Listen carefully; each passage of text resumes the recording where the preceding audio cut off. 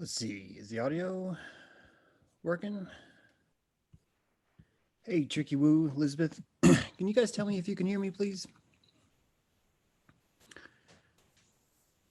See, I think it's a little bit blind. Let's see, is the audio? Okay, Alpha Bravo, you guys hear me? ABC, I just said ABC. Somebody type ABC for me so I can get started. Thanks for being here. Great. Thank you, TJ. Awesome. Hey guys, let me just do a quick share, okay? I'd rather just be able to start talking, but let me just do a quick share.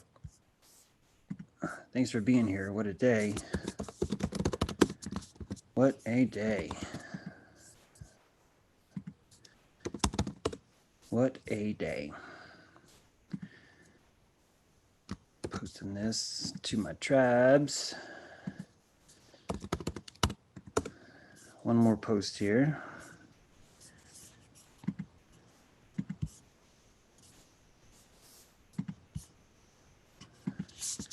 While we're waiting for me to post, I'm wearing the exact same shirt that I was wearing a couple days ago, and that happens a lot.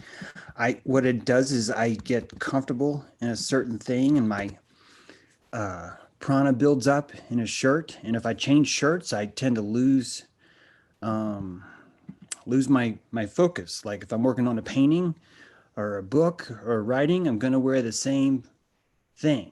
And so I know that a lot of people, when I stream, they complain about what I'm wearing. And I just need you to know that I'm cool with you complaining. Anyway, now that I've posted, we can actually talk about something. Let me pull this chat out. About chat.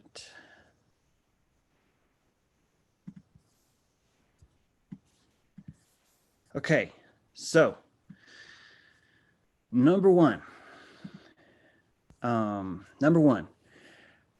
thank you for sharing Dr. Kaufman, the interview with Dr. Kaufman. That's Andy Kaufman. He kicks so much ass in that thing.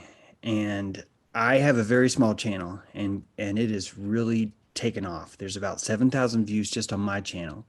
And everyone else who was in that stream, they have it on their channels too.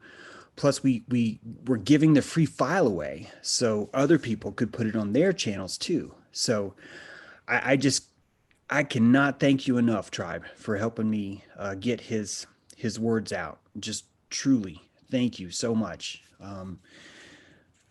We need more Dr. Kaufmans. I've been begging for nurses, doctors, lawyers.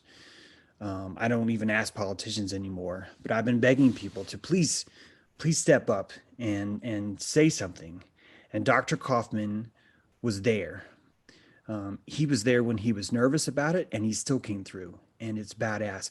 I also have to throw a special shout out to a certain awesome nurse named Journey and her awesome mother, Samantha. They also spoke out when no one else would. And there are more. There are definitely more. We even found a lawyer, one single lawyer on Twitter who's telling people, hey, this is kind of fucked up. If you get in trouble, call me. And that's great. I maintain that people are coming. More are coming. More were coming to help us. But they are slow and lazy as fuck. And it's just the way it is. If you're in a war, you're going to have some infantry. And if you're a cavalry, you're going to be like, oh my God, guys, can you please catch up? Can you please catch up? It's just a natural part of how this goes. Now, as the cavalry, as the dudes that are here first, you guys have the opportunity to go ahead and set up camp for them because they're stragglers. So they're already going to be coming going, oh, what should I do? And they're going to need you. I'm not making fun of them, guys. I'm just saying, cavalry, we have a bond. We've been here. We know what's going on. And we need to be prepped and ready for the infantry when they get here because they are coming. They're just really slow, but they're coming. And that's helpful. That really, really means a lot. Okay. Now, I've already shown you I'm sorry, Dr. Kaufman has already shown you. I don't mean to steal that thunder there, actually. Dr. Kaufman has already shown you that COVID is the equivalent of finding shoes in someone's closet and therefore accusing them of trespassing. It's the corollary is basically like that. It's pretty freaking ridiculous. Okay. Now, I, how do I say this? COVID's important, but I want you to know that every single person born is going to test positive for the COVID virus. It's just the way it is. Um, it's a natural part of your cellular communication. I don't even want to call it an immune system anymore because honestly, after listening to people like Dr. Kaufman, there's another great video going around about that Dr. Shiva guy. There's a lot of good stuff. I don't even know if it's safe to call it an immune system because immune system puts you into this theory that you're always being attacked, that things are outside of you trying to attack you. And that creates an energetic field in your prana that makes you think someone's going to attack me, someone's going to attack me, someone's going to attack me. Now, I'd like you to picture yourself at the mall. You're in the food court, and you're thinking someone's going to attack me, someone's going to attack me, someone's going to attack me. Isn't it logical that if someone was to come up to you a little bit too close while you're in the food court, and you were thinking someone's going to attack you, that you might actually feel attacked? And by feeling attacked, you may respond in such a way where you become attacked, where you are a self-fulfilling prophecy. Okay? Now, I want you to understand how black magic works. These guys need your consent, and they get massive boners when they watch you do this to each other. The Centers for Disease Control, I need you to listen to that word. It's centers, it's not one. They've got multiple branches of disease control. Humanity is their disease. People who have evacuated their humanity find humanity to be a disease. Therefore, they've established a center for disease control. It is so hard to start to picture two things. The first one is that the government would inject you with aluminum and hurt you. That would actually hurt you. That is a very difficult thing to swallow. The second thing that's even harder to swallow is that they would do it on purpose. I understand that's hard to swallow. But I need you to picture that every rancher in the entire world is going to be focused on eugenics, crowd control, psychological manipulation, and spiritual gelding. Every single rancher in the world, every shepherd, every cow dog, every cowboy, every rancher, they're always going to be focused on those things. It's a natural part of the job. So when you look at government, I don't want you to even look at it as evil because you're going to take your eyes off the prize. Yes, there are definitely evil things there. But beyond that, before that, there becomes a necessity for them to do these things to you. They needed to find a way to drop a bunch of people instantly, should it ever happen to occur. This is no different than a rancher having a shotgun by the door, or every cowboy having some sort of device, killing device. We're not even talking about the slaughterhouse yet, are we?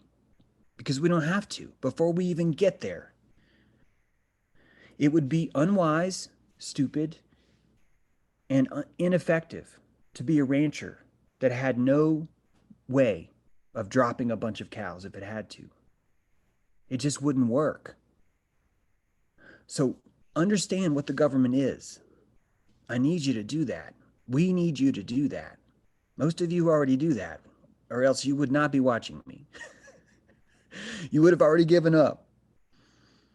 Like I say, the Republicans read me and are mad. Democrats gave up reading me a long time ago. It's all that's left is people. People. This is not a war between good and evil.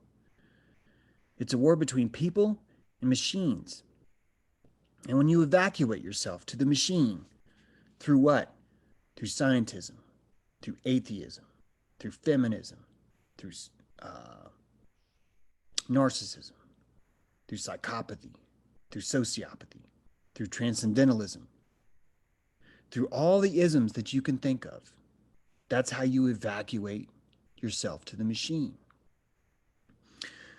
Only now do I see that there is a psychic blockchain forming all around us. And it is scary. And I want you to understand how blockchain works, because I don't think people totally get just how weird that's going to be, just how bad that's going to be. There's a site called steemit.com. You can go to it right now. Steemit is a publishing platform that runs on the machine. It runs on blockchain. What that means is that there's never a human that you can appeal to. Steemit just has rules, and they're built into the system. In fact, because it doesn't have a human you can appeal to, it means that it is immune to human corruption. Now, the way I've explained that, it sounds like, oh, well, that sounds great. And blockchain can help you as much as it can hurt you. But when you make something that's immune to human corruption, you're creating a machine that's a lifeless, soulless body. And its only function is going to be to survive. That means it's going to be there to stop any kind of human input at all. Now, Steemit is just a platform. You post memes, you post stories, you post other stories, whatever. And that sounds nice and innocent. But I need you guys to picture what 5G is going to look like. Because in my mind, I picture 5G as, oh, well, it's a bunch of towers and they're wireless, so you don't see anything. And, they're just broadcasting sports scores across the field and line of sight. And yeah, they're going to have to cut down some trees. That is not what's coming. October, Raytheon merged with another company. 3 weeks later, Wuhan and Italy launched 5G. A month later, massive deaths. As soon as the quarantine started, the first thing Donald Trump did was sign an executive order securing 5G as what's the word? Something of national security, as a matter. Thank you, matter. I was trying to think of the word matter. As a matter of national security. Right when the COVID-19 virus started, Donald Trump signed a petition saying 5G is a matter of national security. There are 19,450 towns in America. Everyone's been begging Trump for, not everyone, most of you guys haven't been. A lot of people have been begging Trump for a wall. Remember the black magic where they get a boner when you ask for the very thing that's going to kill you? 5G is going to be 19,450 walls scattered all across the country. They're going to connect every town and every city. And because it's a matter of national security, these wallless 5G lines are going to have to be protected.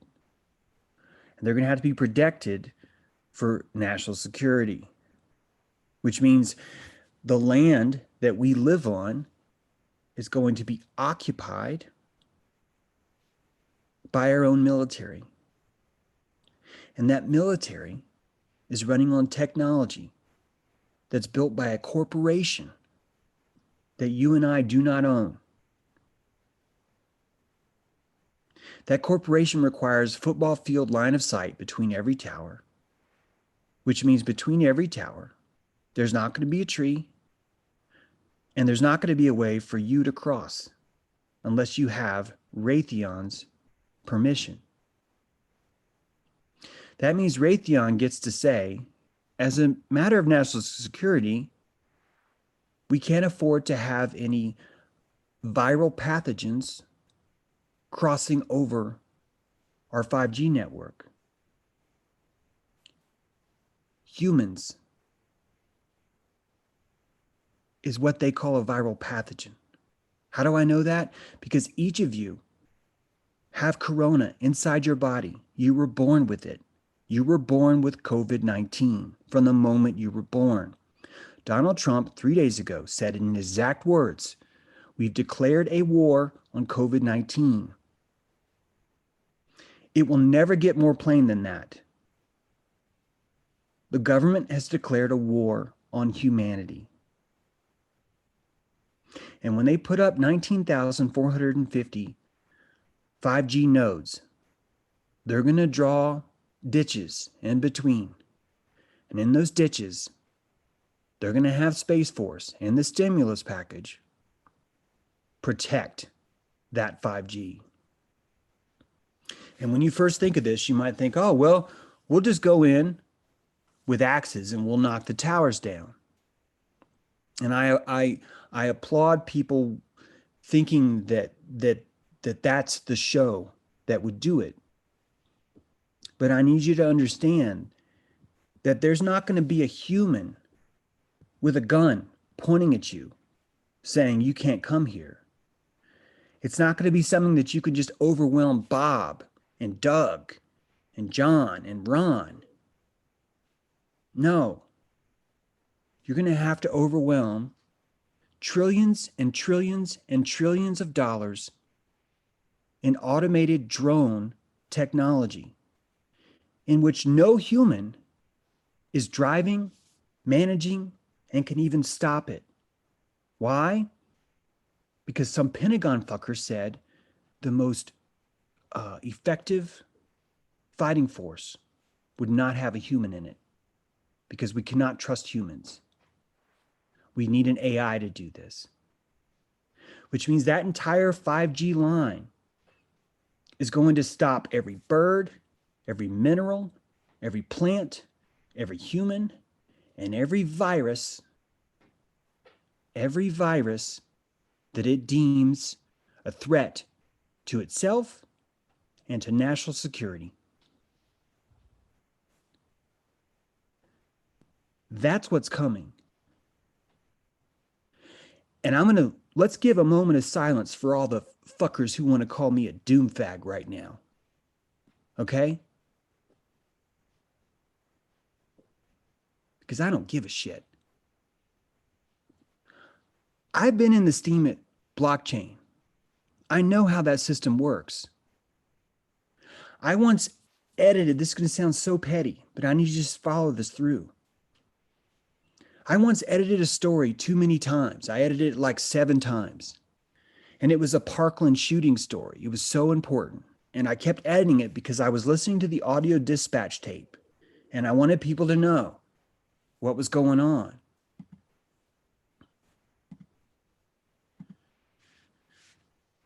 Steemit kicked me off the blockchain. All my stuff's still there. I could still log in, but I can't do anything. I can't appeal it. I can't ask someone else to turn something on. I can't write a letter saying, hi, blah, blah, blah, blah, blah. Because it's all automated. There are no humans to say, well, that's fucked up. I should fix that for you. There's no humans to accept my apology when I say, I'm sorry, I didn't know I couldn't edit it more than 17 times. I didn't even know that there was a limit because it doesn't say. Why? Because Steemit doesn't give a shit. It's the blockchain. It's just how it works.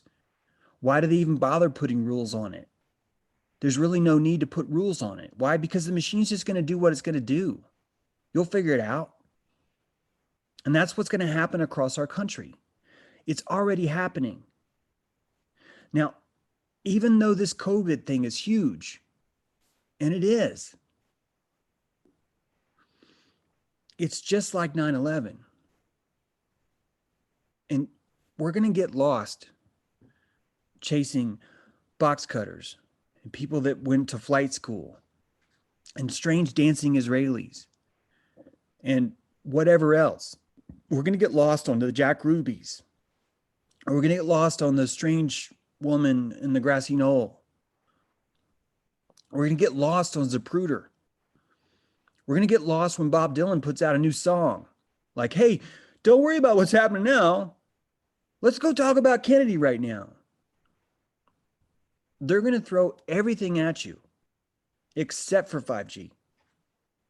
And they're going to tell you Space Force is the most amazing thing you've ever seen. And it will be.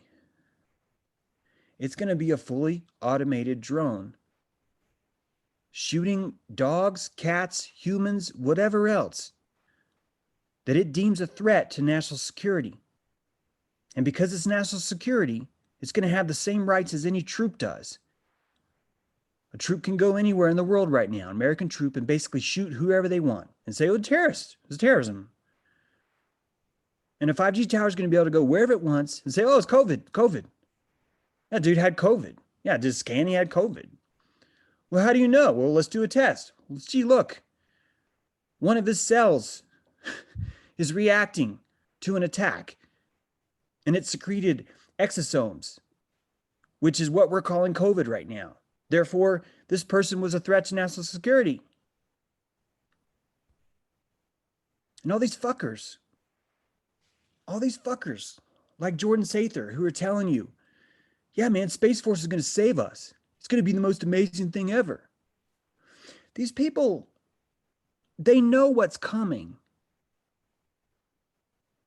You need to understand, the people at the top, the people that would not retweet my Andy Kaufman interview, that follow me, these are people, same with the blue checks, same with the media, same with the politicians.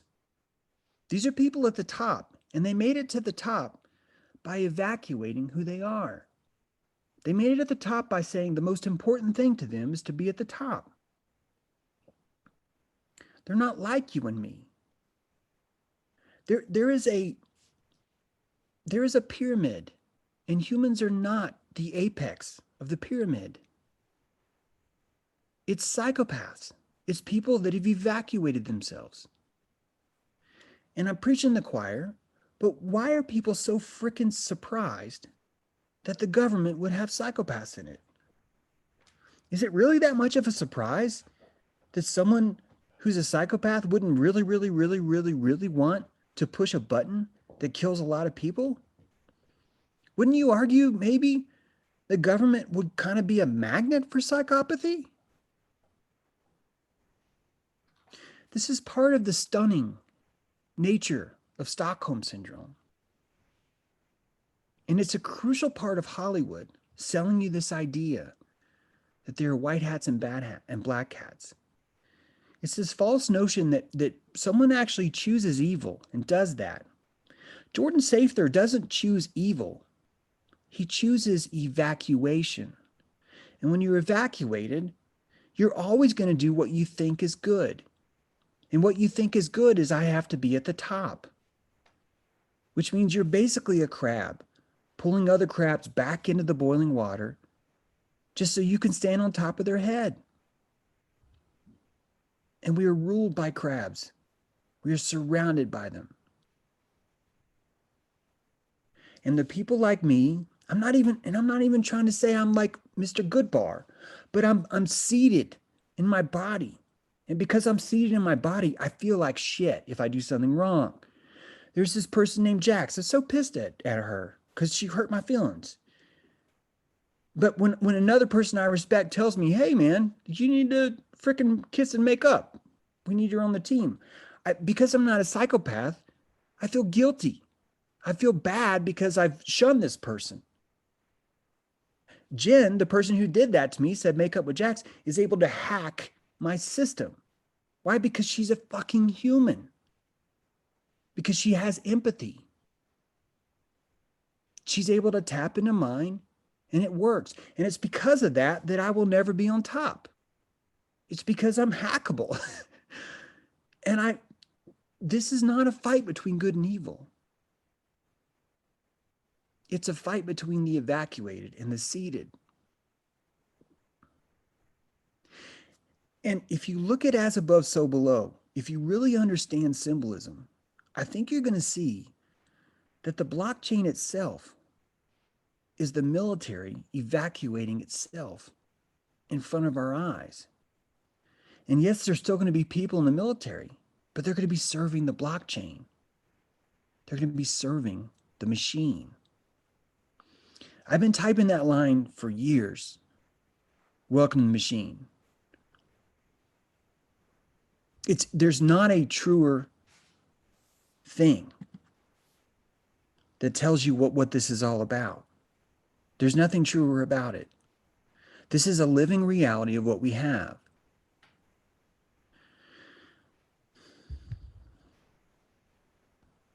Government's not putting 5G in because we asked for it.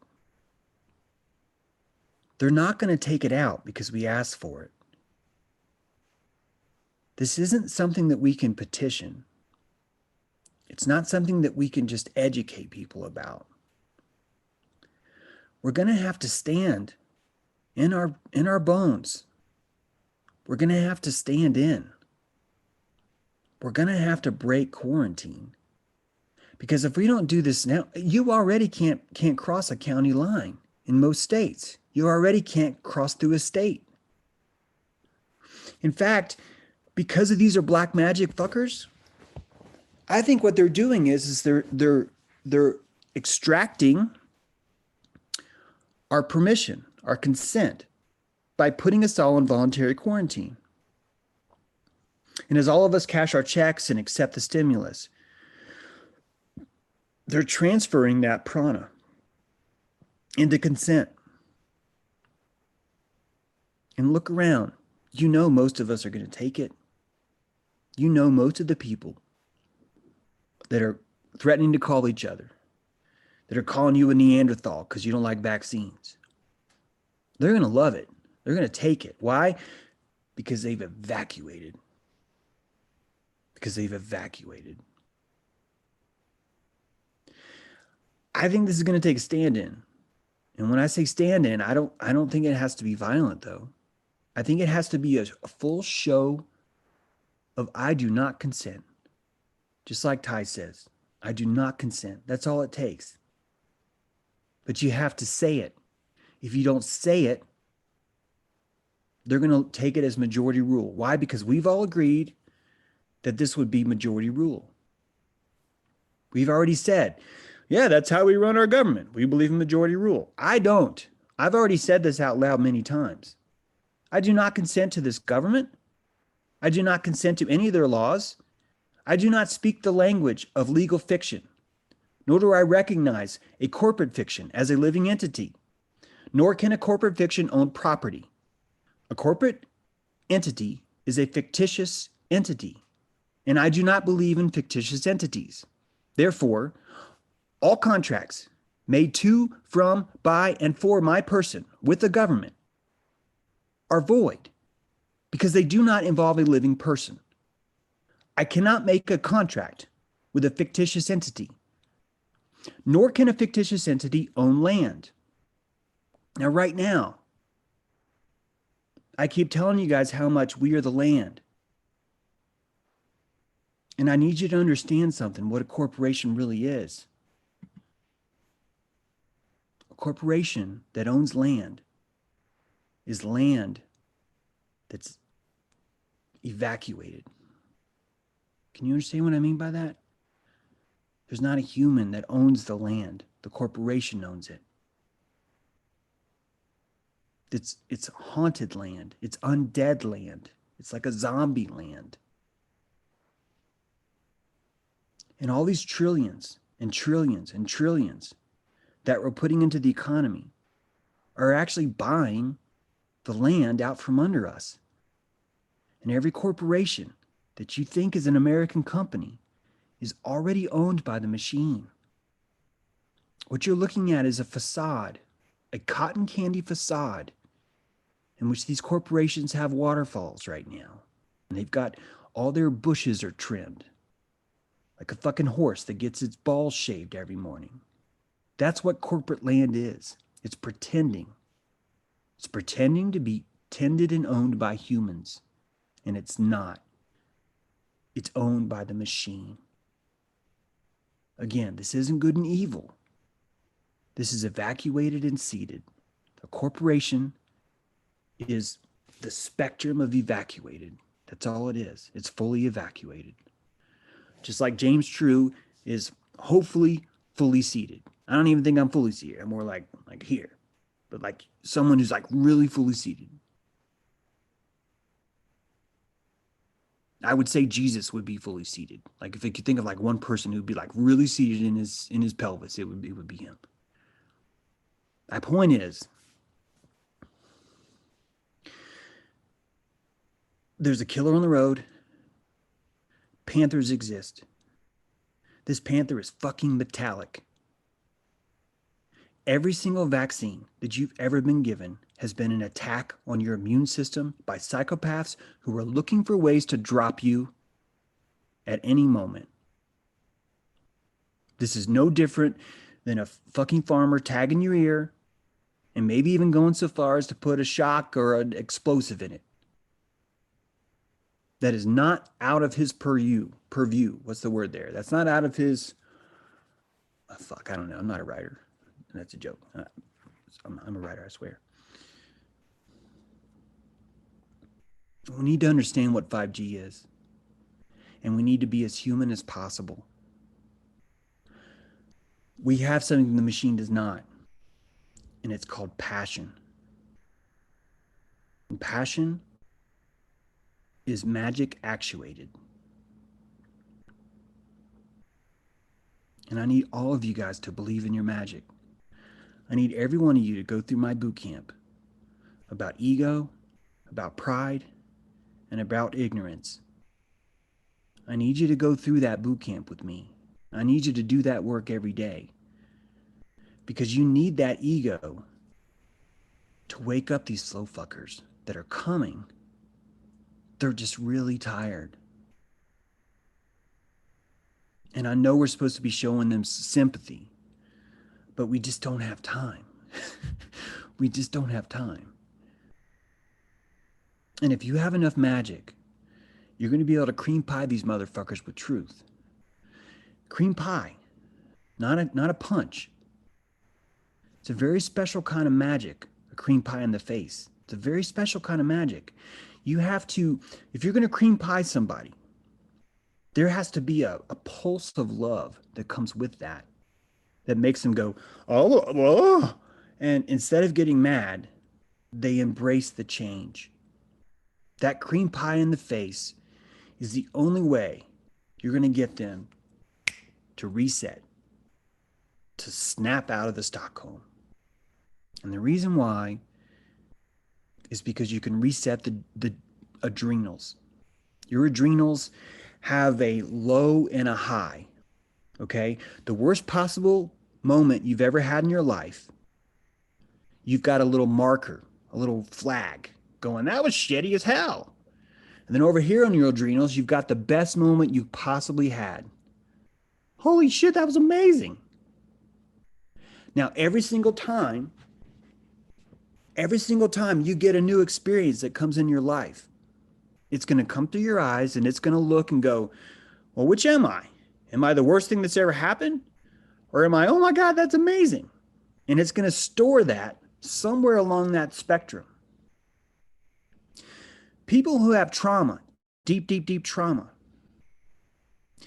the stories you hear about where someone was raped as a child and then they're an adult and then I just heard this, that the guy was trying to save money to buy his wife a wedding ring, and to raise the money, he decided that he would prostitute himself out. Andy told me this.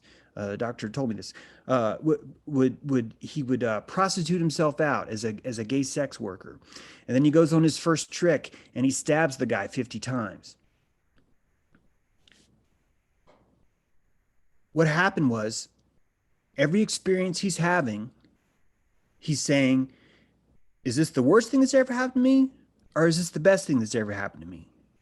And when you do that, you have to physically go back in your adrenals and experience the worst thing that ever happened to you and the best thing that ever happened to you. And that's how you can know where to put on the spectrum this new experience. This, well, I had a cheeseburger. It wasn't anal rape, and it wasn't that blowjob I got on the Empire State Building. It was, about right here in the middle. But you don't get to experience that because when you go to the worst experience, you got to relive that. This is what trauma is all about. Trauma is an echo because it's always hitting that low adrenal. You always have to find that low. What is the cream pie? It's an adrenal reset. And it's a very, very, very special kind of magic. It is very difficult to do. In fact, when I was doing it at the wilderness camp, I was probably able to do it once out of every 75 times. Maybe not even that. It requires a very, very special act. An act that you can never get in clinical therapy, by the way. You're not going to be able to sit down and have a conversation with a therapist and get there. Because your body doesn't respond to words, it responds to sensation. I need you guys to get good at cream pieing. I need you to understand that you're dealing with people with Stockholm Syndrome, and you're going to have to hit them with cream pie. You can't pat them on the back and go, hey, it's okay. Let's talk about vaccines, okay? It's not working. I am an eloquent writer. I have tried every fucking word I can find. They don't work. I learned a long time ago. Some of you guys like my writing because I learned a long time ago. This isn't going to work with words. I have to emotionally put you somewhere. And when you're there, I have to drag you through it like a fucking plow, through the dirt, like with your nose just in the dirt.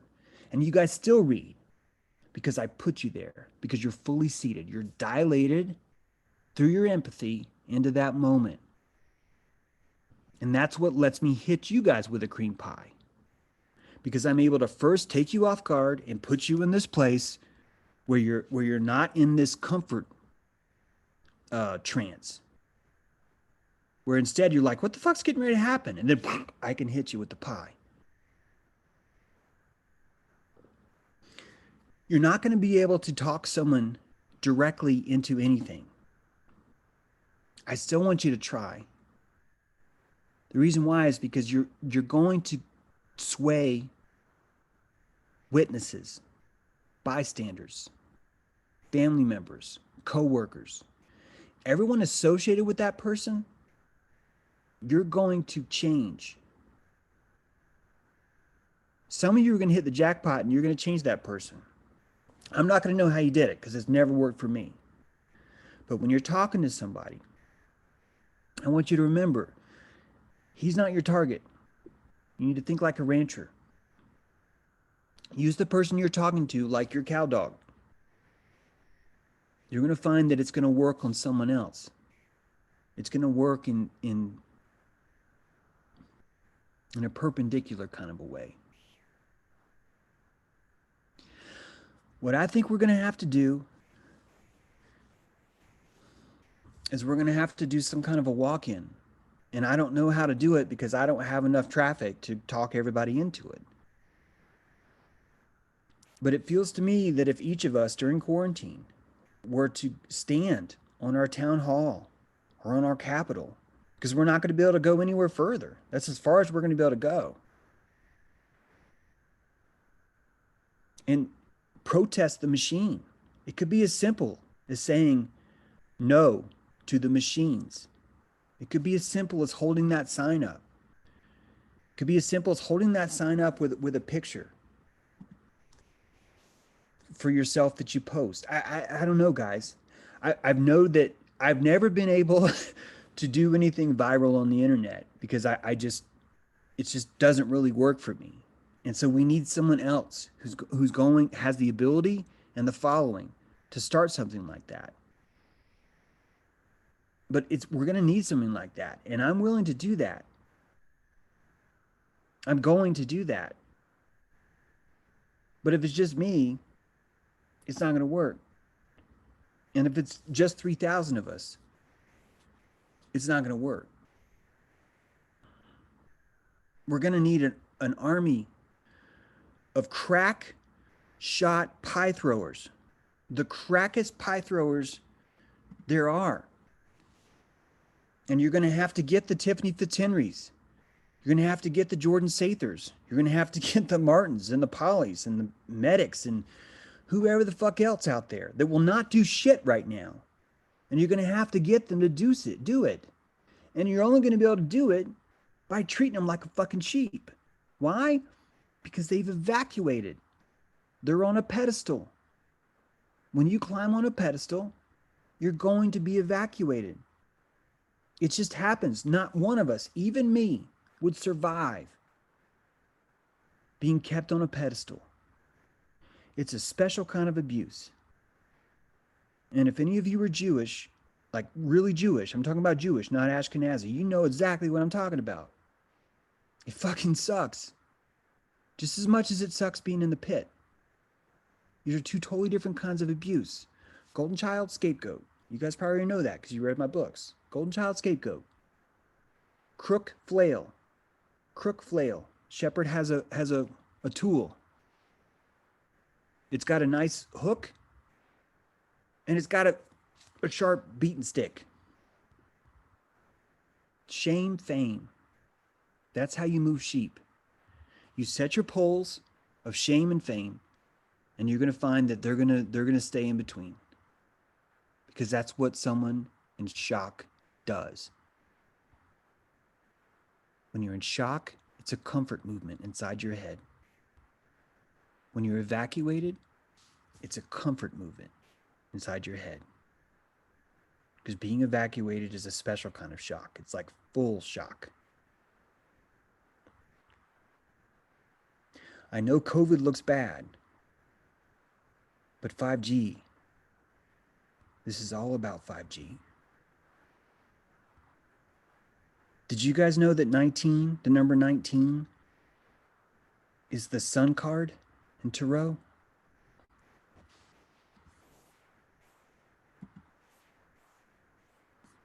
And you can't even tell people that because they're not even going to be able to really accept the truth of that, of what it is and what it means.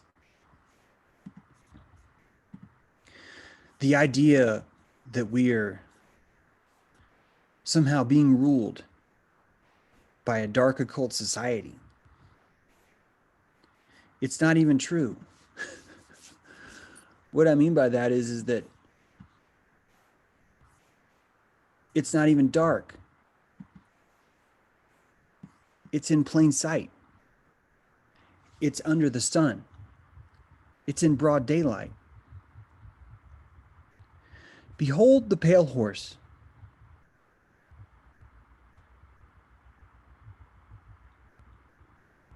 The apocalypse tells you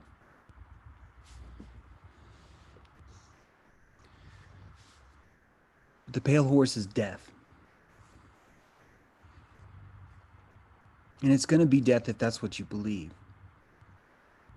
But behold a pale horse is a Native American term. Long before we called this land Columbus, the people here, they too behold the pale horse. The pale horse is high noon. It's the shining sun. Now you can choose. Do you want it to be death? Or do you want it to be the light of day? Truth. Truth is human. Evacuation is death. Your adrenals get to choose where they want to be. Every moment of every second of every day. 5G doesn't look bad now because you don't look outside, you don't see it, you don't feel it. But this quarantine is already showing you what it's going to be like. It's already giving you an idea of what it is you're about to taste. It's such a big, huge lie. The fact that all of us have this virus, and we're going to find out eventually that COVID-19 is completely natural, that it comes in your body. That's a clue over how fast these people are going to be moving. Because if millions of people were to see the article, the video with Dr. Kaufman, which they're not because the big accounts won't push it, but if 1 million people saw that video, this whole fucking thing would be over tomorrow, wouldn't it? But that's not how evacuation works. That's why no doctors, most of the nurses, except for Journey, Dr. Kaufman, no lawyers, and no one in the military is willing to help.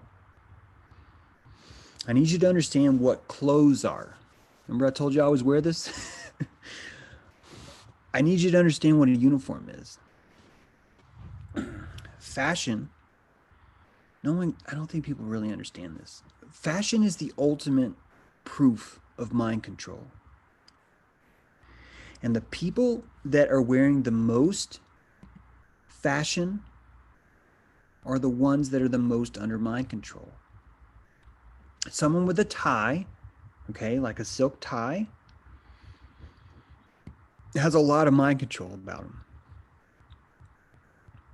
But someone with a silk tie and a white lab coat has even more mind control around him. But someone who's wearing army-issued socks, patent leather shoes, polyester pants, polyester shirt, a bunch of metallic ribbons, a tie, a hat, a gun, and a belt is completely enveloped by the machine. They have been wrapped from the outside in, and they're trapped inside. And the only thing they can do to survive is to evacuate. And that's why the people with the most fashion, you know what I mean by fashion? I'm not saying the people that look the coolest. I'm saying the people that are wearing the most uniform are going to be the hardest to save. They're going to be the ones that are going to push against you the most. Money is a fashion. People wear money as an aura. And you know that because when your friends introduce you to someone rich, they always say that. It's always like, oh, I need you to meet so-and-so. He's a millionaire, blah, blah, blah.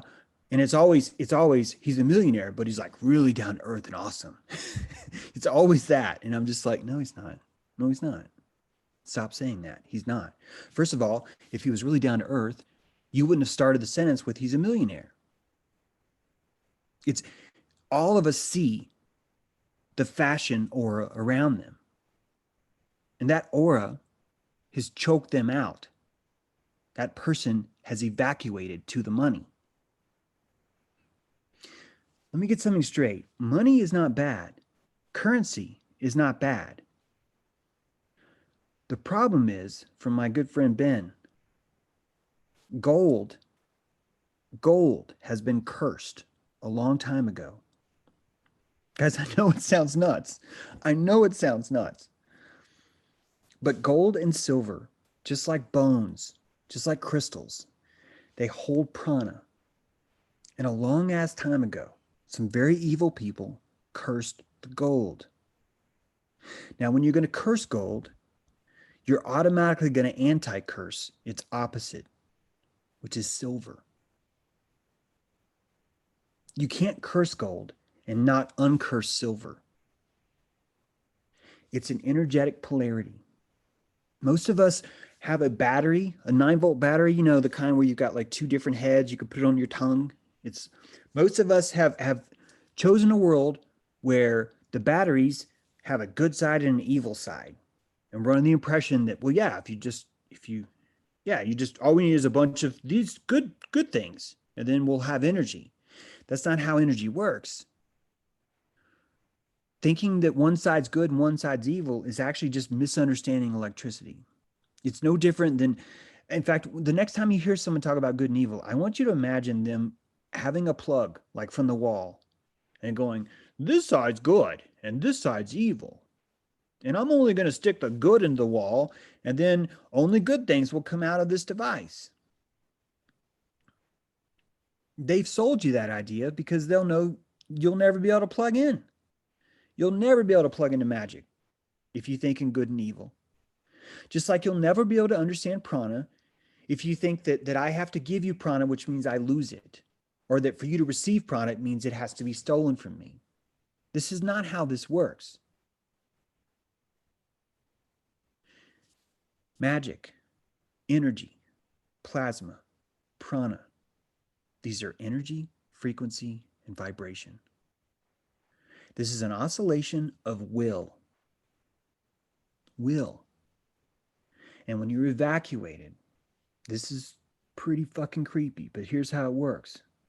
When you're evacuated, that means you personally do not have your own will to fill that oscillation. That means something else gets to fill that will. That's why, although Jordan Sather himself personally does not want to see 5G here, the past 8 months and a year and a half, he's been telling you how fucking awesome it's going to be because he doesn't have his own will. All he wants is to be on top. Because of that, something else is allowed to oscillate inside of him. What we call evil is nothing more than the oscillation of emptiness. It's abandonment in a frequency, energy, and vibration. I have abandonment issues. All of you do. That's a good thing. It means you're human. It means you're afraid of becoming the machine. And I have fallen in love. I've married. I've chased after. I've begged for the attention and love of the evacuated. And I've gotten burned so many times. But I keep thinking, I can save this one. I can save this one. That is a fucked up way to live. I'm not saying that's right. I'm just telling you my history. We are surrounded by evacuated people. And some of us are addicted to trying to save them. And this is part of the black magic of evacuation. It's no different than a dragon dangling a virgin in front of his cave, knowing that a night's going to come any minute. And the whole time, that virgin and the dragon are in cahoots. Why? Because she's evacuated too. She's been placed on the pedestal, and she's been evacuated also. And this evacuation is a magnet for people like me. I used to rescue animals like full time. That's all I did. And then I met a woman and I wanted to try it on humans. And that was my really big mistake. There will be more. Just saying, it was one. I wasn't even in love with her. I was in love with the idea of rescuing her. Which means I was evacuating her too. This is the pedestal stuff that's hard to grip. If you haven't been really doing this a while, it's really hard to understand.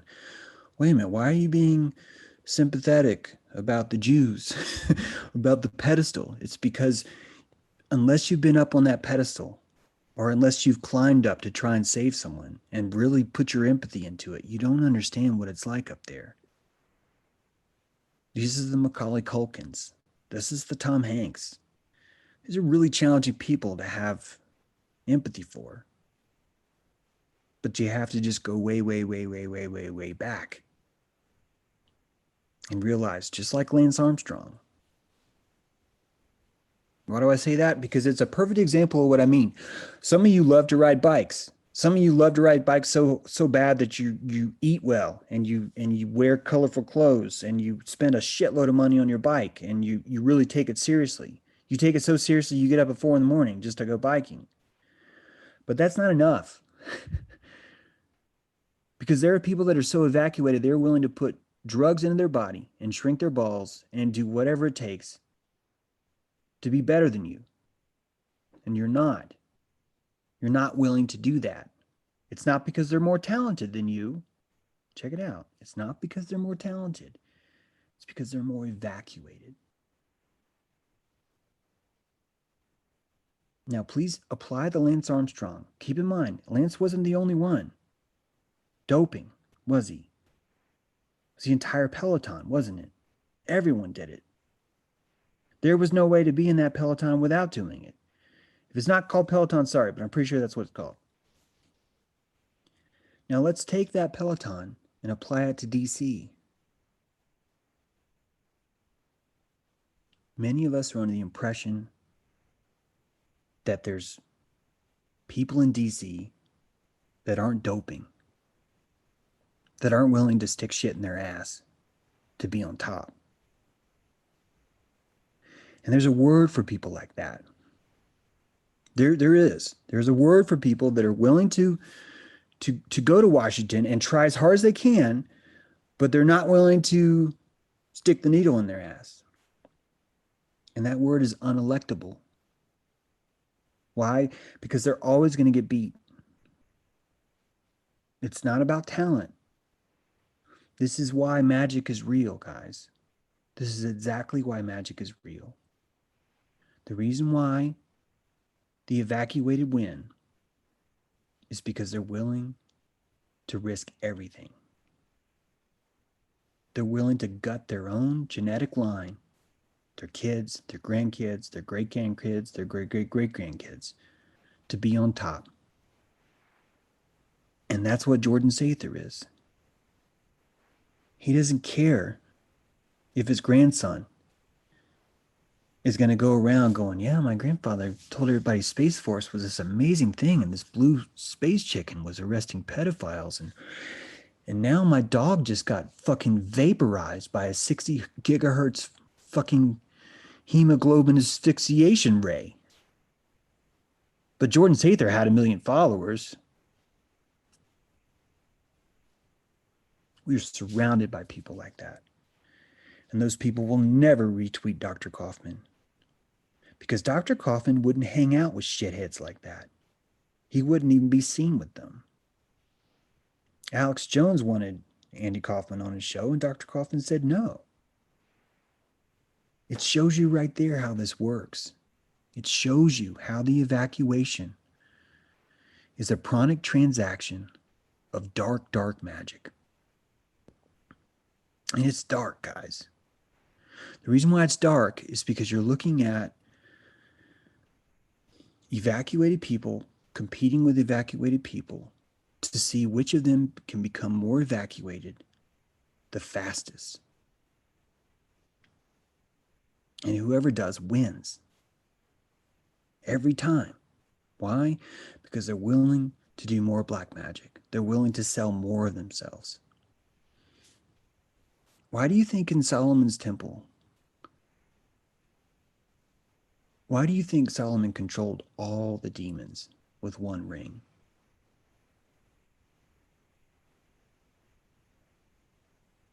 What is a demon, really?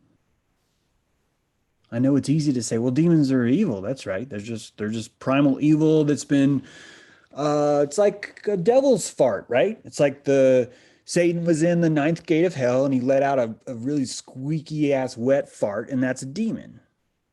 No, I don't think so. When you evacuate yourself to dark magic, where does that prana go? Where does it go? Does it just disappear? It can't stay inside of you. Why? Because you're evacuated, right? So if it's evacuated, it's got to go somewhere. It's going to go where you believe it goes. And this is fucking crucial, man. I hope you guys are following me. You guys good? Everybody can hear me? Where does that evacuation energy go? It's going to go where you think it should go. And now you're looking at why we have Zionism. Now you're looking at why we have something called hell. Now you're looking at why we have a new definition of the word Hades. Hades used to not be a bad word. Hades used to mean the world of roots, the underworld of trees. It sounds beautiful to me. Imagine being able to see the roots in real time under the tree, under the ground. Imagine being able to live in that dimension where you can just see the roots of trees. And as trees are, you guys know trees hold hands, right? Their roots, they hold hands. Imagine being able to see that. Imagine being able to go, oh, look at the great chestnut. He's hugging the pine tree. Look at the cedar tree hugging its daughter. That's Hades. But when you create evacuation, you also want to create a vessel. You want to create a container for the evacuated. And if you're a badass black magician, you're not going to evacuate yourself. You're going to facilitate the evacuation of other people. And you're going to direct that talent into a certain way. The most talented people in the world have agents. The fastest horse in the world cannot register for the Kentucky Derby. He needs a human to do it. He needs someone to sign the paperwork. He needs an agent. There's an agent of the evacuated. Those dudes are called Kabbalists. Those dudes have been doing this a long ass time. Those dudes knew you were going to evacuate yourself 5,000 years ago and create a vessel to hold you in. And that's called the pit. And meth addicts know the pit. Schizophrenics know the pit. Demons know the pit. The evacuated know the pit. And as long as you define the pit as being deeper than anything else, all of that energy is going to go in there. And the person who created the pit gets a commission. They get to direct where that prana goes. Remember when I told you gold was haunted? You need to understand what the tabernacle is, what the third temple is. The third temple, the tabernacle in the wilderness, was an ark capacitor in gold, inside a room capacitor of gold, inside an outer room capacitor of gold, inside an outer room of cloth and brass. The pyramid scheme of chosen, chosen, and chosen. When you evacuate something, one way to evacuate would be to choose part of something, thereby not choosing another part of something. Do you follow what I'm saying? To take a group of 100 people and say half of you are chosen is to unchoose 50 people. So under the auspices of things being chosen, you're actually evacuating half or whatever. This is a pyramid scheme.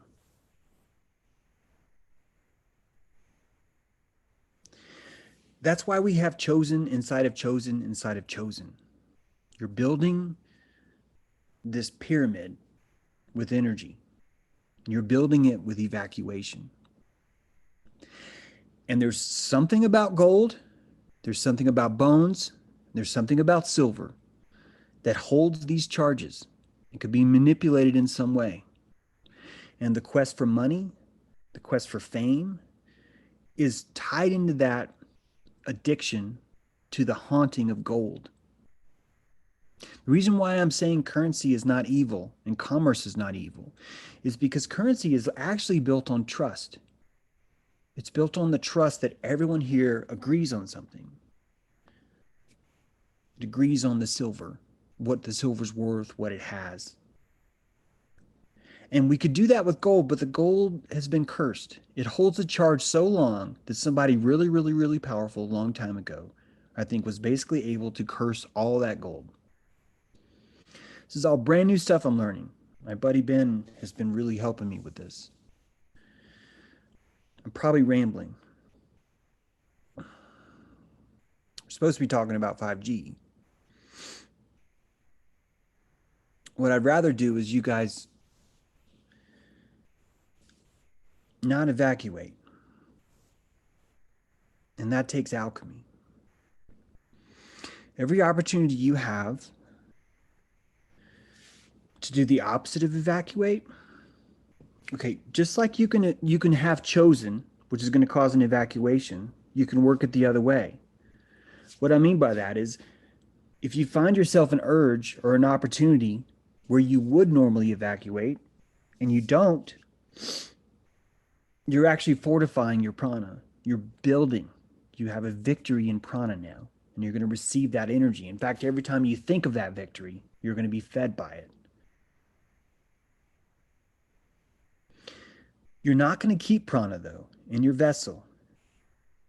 If you're bashing your ego, right? If you're bashing pride, and if you're bashing ignorance. In fact, if you really want to go through boot camp with me, alchemical boot camp, just like in boot camp, when you, like for the next 8 weeks, I'm not going to drink beer or whatever. If you really want to know how this works alchemically, all magic requires a sacrifice. The word sacrifice is not a bad word. It's when you sacrifice something else that isn't you, where you start to get things bad. But you can sacrifice something to become alchemically more seated. And that sacrifice, I think, it's up to you. But I think a really, really, really good sacrifice to make is to stop being sarcastic for a while. What I mean by that is you need to build up parthenia in your vocal cords. It's you need to not don't masturbate in the kitchen. Don't build up a certain sense of sanctity, but with your vocal cords. Because your body, when it hears sarcasm, it understands that your will is not in line with what you say. And I use sarcasm still all the time. I slip up. But if you really want to be a powerful magician, you want your vocal cords to always, always be in tune with what you say. It's basically like truth. You always want to speak the truth. Because when you lie, you're defiling your altar, the altar of your vocal cords. You're defiling it. And sometimes you're going to be too weak and you're going to lie to somebody. I lie to people. And if you're fully seated, it's going to be uncomfortable. And that's good because that's an opportunity for magic. You get to feel bad about that. You get to go, damn, why did I lie to that person? Man, it's because I was ashamed. Why was I ashamed? Because my ego wasn't strong enough to take the hit, to say I was wrong. Why wasn't your ego strong enough? Because I don't take care of it. Because I think it's shit. Now you know why people lie all the time. Now you know why people think pride is a bad word. It's because they don't have ego. And when you don't have ego, you're willing to do anything and everything it takes. You become manipulative. You can't help it. You're desperate for ego. You're desperate for prana. So if you want to be in the cavalry right now and help, you're going to need ego. You're going to need pride. And you're going to need ignorance. That's the only way you're going to throw cream pies. Because if you throw a cream pie and you have no ego, all they're going to feel is assault. That's all they're going to feel. But if you're fully seated in your adrenals and you throw that pie at exactly the right time, they're going to laugh. They're not going to get mad. Why they're laughing is because they're seeing the fortitude inside of you. They're seeing this person's really powerful. So I couldn't even, the idea of even taking this as an assault is scary to me. It really does work that way. It's when you were rock steady solid, it's harder for people to even be offended by you. They're already doing the math before it even gets to their head. Remember how I've told you guys the limbic system is a quarter of a second ahead of your neocortex? What that means is your reptile, your inner reptile is already telling you, hey, I know that cream pie was kind of offensive and threatening because it was so new, but honestly, that dude is such a badass. I don't know if we should, do we have to be offended? Is there any other way we can take this? Because if we're going to be offended, I do not want to go up against that dude. He's got some serious magic in him. That's part of the cream pie therapy. That's part of the motivation. And it hasn't even gotten your neocortex, has it? This is all in your reptilian. You don't even listen to that. Most of you fuckers never listen to your reptile. Some of you hate your reptile. Some of you guys think that there are reptilians out there controlling the world, therefore reptiles evil. That's how disassociated you are. Is that you've taken your own reptile and you've said, you aren't even inside me. You're in the fucking Vatican, porking kids, controlling the world. That's part of why they have the snake cult. The snake cult is Lord the Lizard King, Lord of the Lizards. Is why? Because they're controlling your reptile. They're talking to you without your neocortex even having a say. Just like the cream pie. I don't even want to get offended at James because he's just got way too much magic right now. You know, how about we take this as a sign of love? Can we do that? And then your adrenals are like, oh, man, that's tough. Cream pie love. Well, it is sweet. It is soft. It's definitely going to change my mood. You know, I think we can take this as a sign of love. I agree. Let's take it as a sign of love. That's definitely better than taking it as an insult. And boom, you've been hit with a cream pie and you're laughing. And you're never the same. You're completely different after that. That's magic. Me is the cream pie thrower. I have brought to the table several elements. One, my pure, raw, pranic power. That sounds so arrogant, right? But it's true. You bring that to the table. That's second, your concern, fear, worry, all those things. That's a sacrifice. You're nervous about this, but you really, really, really want. Your will to change their adrenals overrides your concern of them being mad at you. Willpower always wins a magic fight. Every time.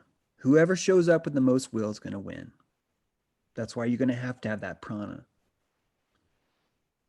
And remember, it's never about the guy you're talking to, because that's going to be an argument. You're always talking to the people that are listening. And more importantly, check this out. This is really interesting. Let's say that you're having a vaccine discussion, okay? And someone goes, oh, so you're a fucking stupid anti-vaxxer, so you just hate your kids and want to kill everybody, right? There is a pranic boost that pro-vaxxers get by making fun of anti-vaxxers and cutting them down.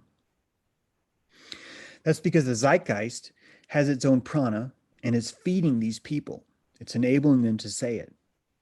If you go through this prana boot camp with me, if you reinvigorate, if you patch your holes in your ship, your shield, and you stop bashing those 3 words, and you stop being sarcastic, and you truly work on your magic every day, you will be 1,000 times stronger than the zeitgeist. You will be a Josh Crooklyn, where no matter how big or how evil that you think this force is, you're still going to tell it the truth. You're going to look it square between the eyes and you're just going to go. And you've got enough magic to pull it off. You've got enough willpower to do it. And that's where I'm at with 5G. I don't want this. I don't want this to happen to our land. I am not James True anymore. I'm deeper than that. I have these roots now. I was able to wiggle my toes into the dirt a long time ago. I didn't feel it happening. And there's something so much larger than me that's subterranean. I am the living soil. It's not just a cliche. And when I get scared, the first thing I think about, well, I don't have land. I wonder if I could go stay with my friend in California or my friend in Missouri. I can't. This land means too much to me. I love this land so much. She is everything that I am now. I am not a human being anymore. I am a living part of this land. And I'm such a big part of it. I don't care if I die. I don't care if they cut me down. Because they're not going to get those roots out. It's not going to fucking happen.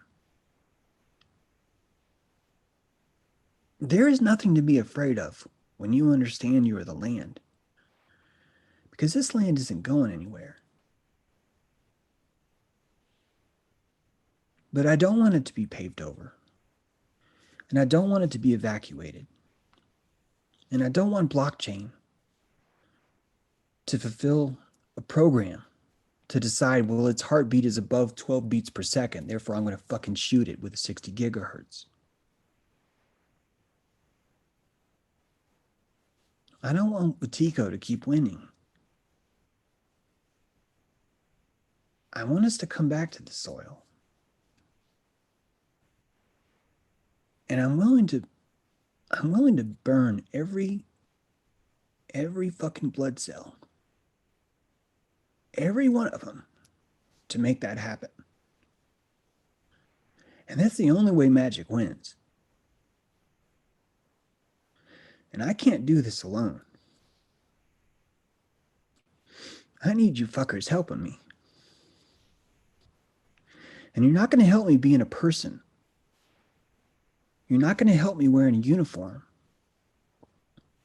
You're going to help me by tapping in the soil and hearing what I hear and hearing it even deeper.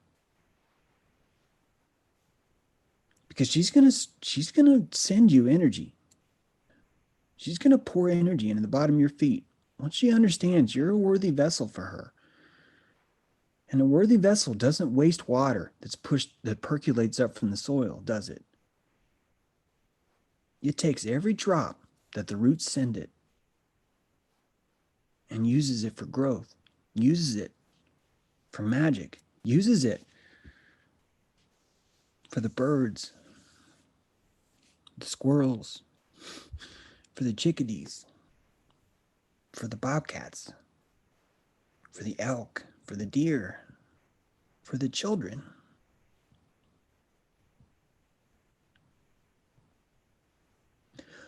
Our magic is grown. Their magic is built.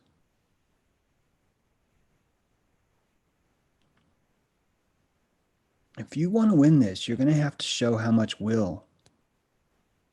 willpower you have. Which means you're going to have to start living differently right the fuck now. I'm talking to myself too. I can't do this on Twitter. I can't do this on Facebook. Doesn't mean I'm not still posting there. But what I'm saying is that We can't win this by decoding their magic and saying, oh, look how evil this is.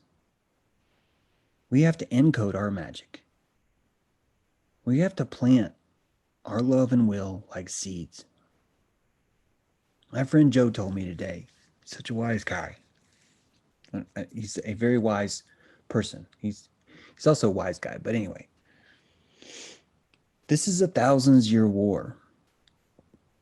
He said, James, you're not going to win this today. You're not going to win it tomorrow. You're not going to win it in your life. All we can do is break the cycle of evacuation. And I think Joe's right.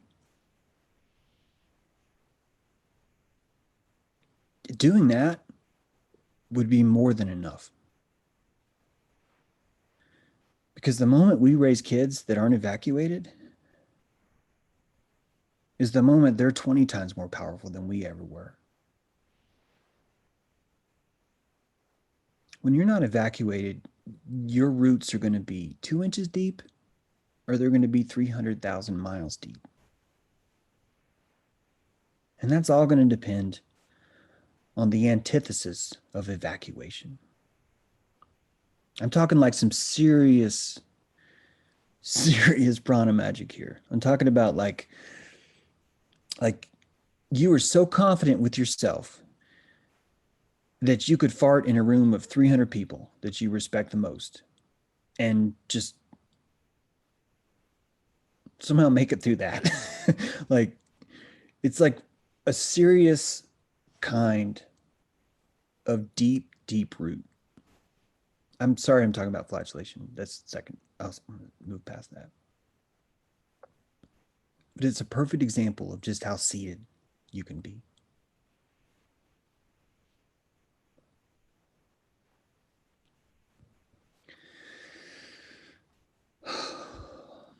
I've got 5 steps to magic. I haven't told anybody this yet. Do you guys want to hear it, or have you guys had enough? Let me know in chat. I'm going to pull up this list. Thanks for listening, by the way. Thanks for being here. Let me see where this is. This amazing conversation with Katie last week. She's so powerful. She works in Walmart and she's going through this magic stuff herself. And we just had this ceremony where we just kept talking about what to do. I'm hearing yes. This is actually me, asking for reassurance by saying, you guys want me to keep talking? I shouldn't even have to do that. Just your attention here is already the energy I need. So sorry, that was me kind of siphoning off you guys. That's me doing a little crutch thing. I want to tell you what I told Katie. There are 5 steps.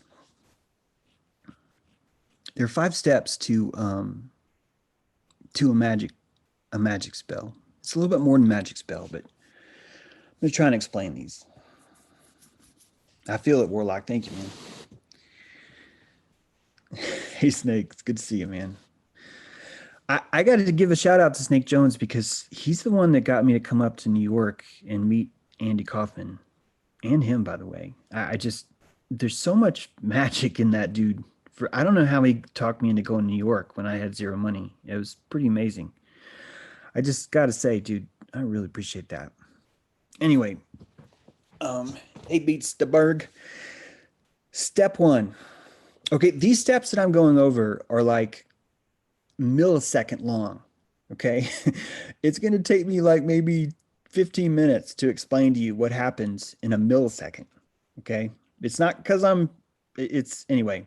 By the way, thanks for the super chats, guys. I really do appreciate it. It will be used in good ways. I'm not acknowledging right now because we're talking about some serious magic. It's all good, man. I'm so freaking high on energy. I gave $100 yesterday out, like in gifts, and like the end of the day, I had $100 back. So I just want you guys to know that things are really great over here with that. So let's talk about these 5 steps, okay?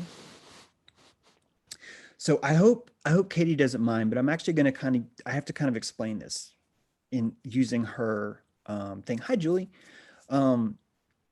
Katie works at Walmart and she's having a problem with one of her coworkers.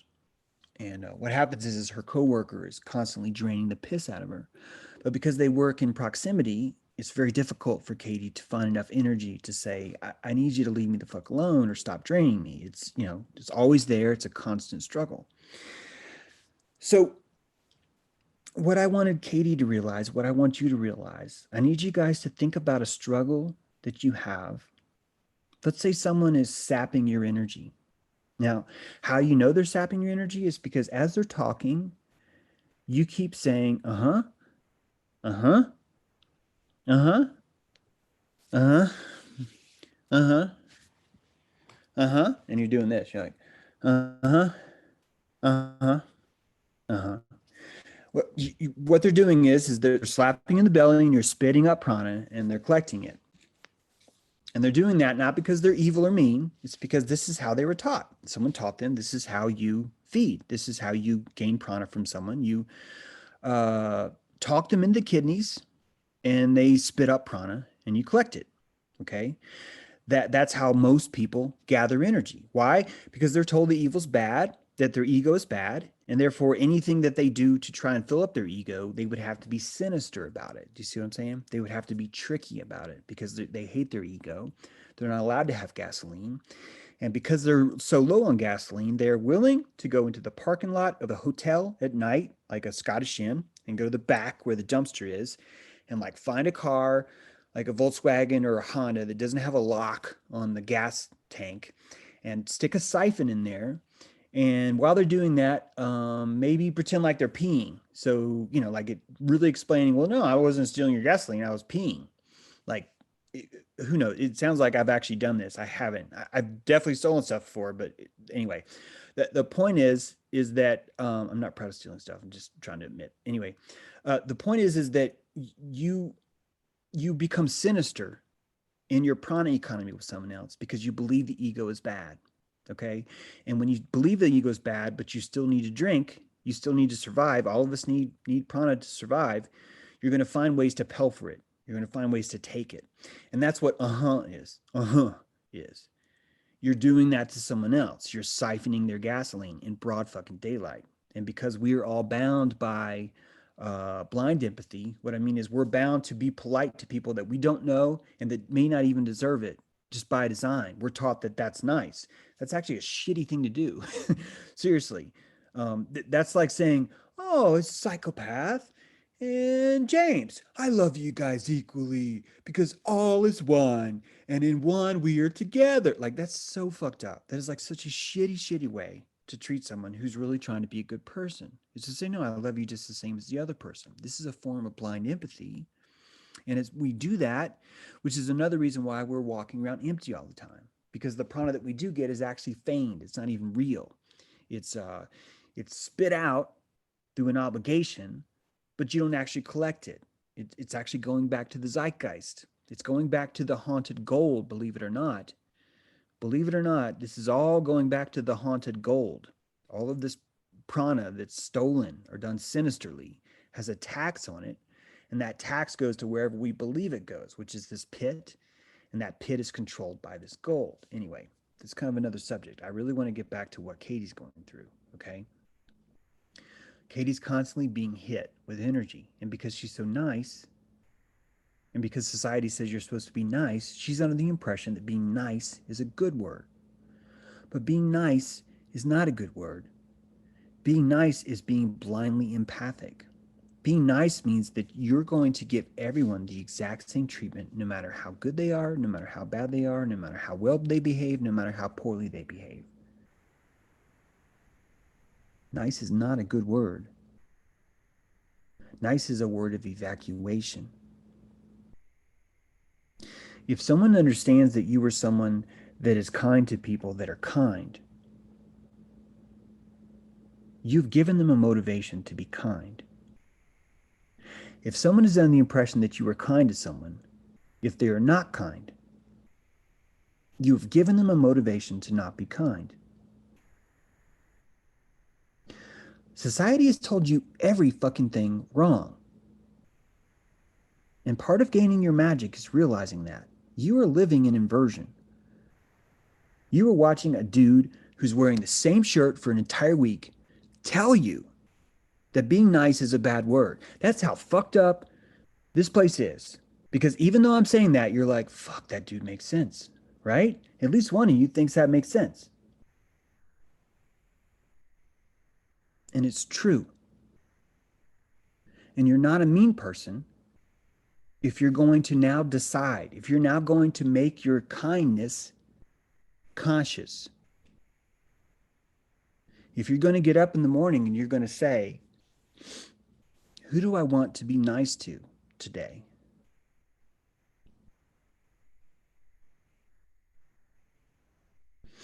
And if you want an analogy,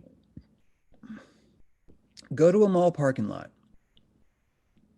And in every mall parking lot, there's going to be a tiny, tiny, tiny piece of land, with grass on it, surrounded by concrete. And in that grass, there's going to be 3 little dandelions that are just fighting, fighting to keep the land breathing. But they're surrounded by concrete. But they're doing their job. They're working their magic as hard as they can. And that's why the earth is giving them energy. They're like, go, dandelion. I know it's tough there in the mall. I know it. You're surrounded by all that. And when people park on you, you can't see shit. And people step on you, they don't care. Fucking lawn maintenance guy comes back and sprays shit on you, and you're still just there being a dandelion. What if you could choose to be nice to the dandelions, just like water? What if you could choose to say, I'm going to go to the mall parking lot and I'm going to water stuff? Now, if you're nice, you're going to water everything equally, aren't you? That means the concrete, the paint, the drains, the bricks, and the dandelions are all going to get your water. The light poles, the cars, the pools of oil are going to have to get watered. How much water's left? And more importantly, how does the dandelion feel watching you water everything, knowing that it's the thing that's holding this whole place together? How does that dandelion feel about you being nice?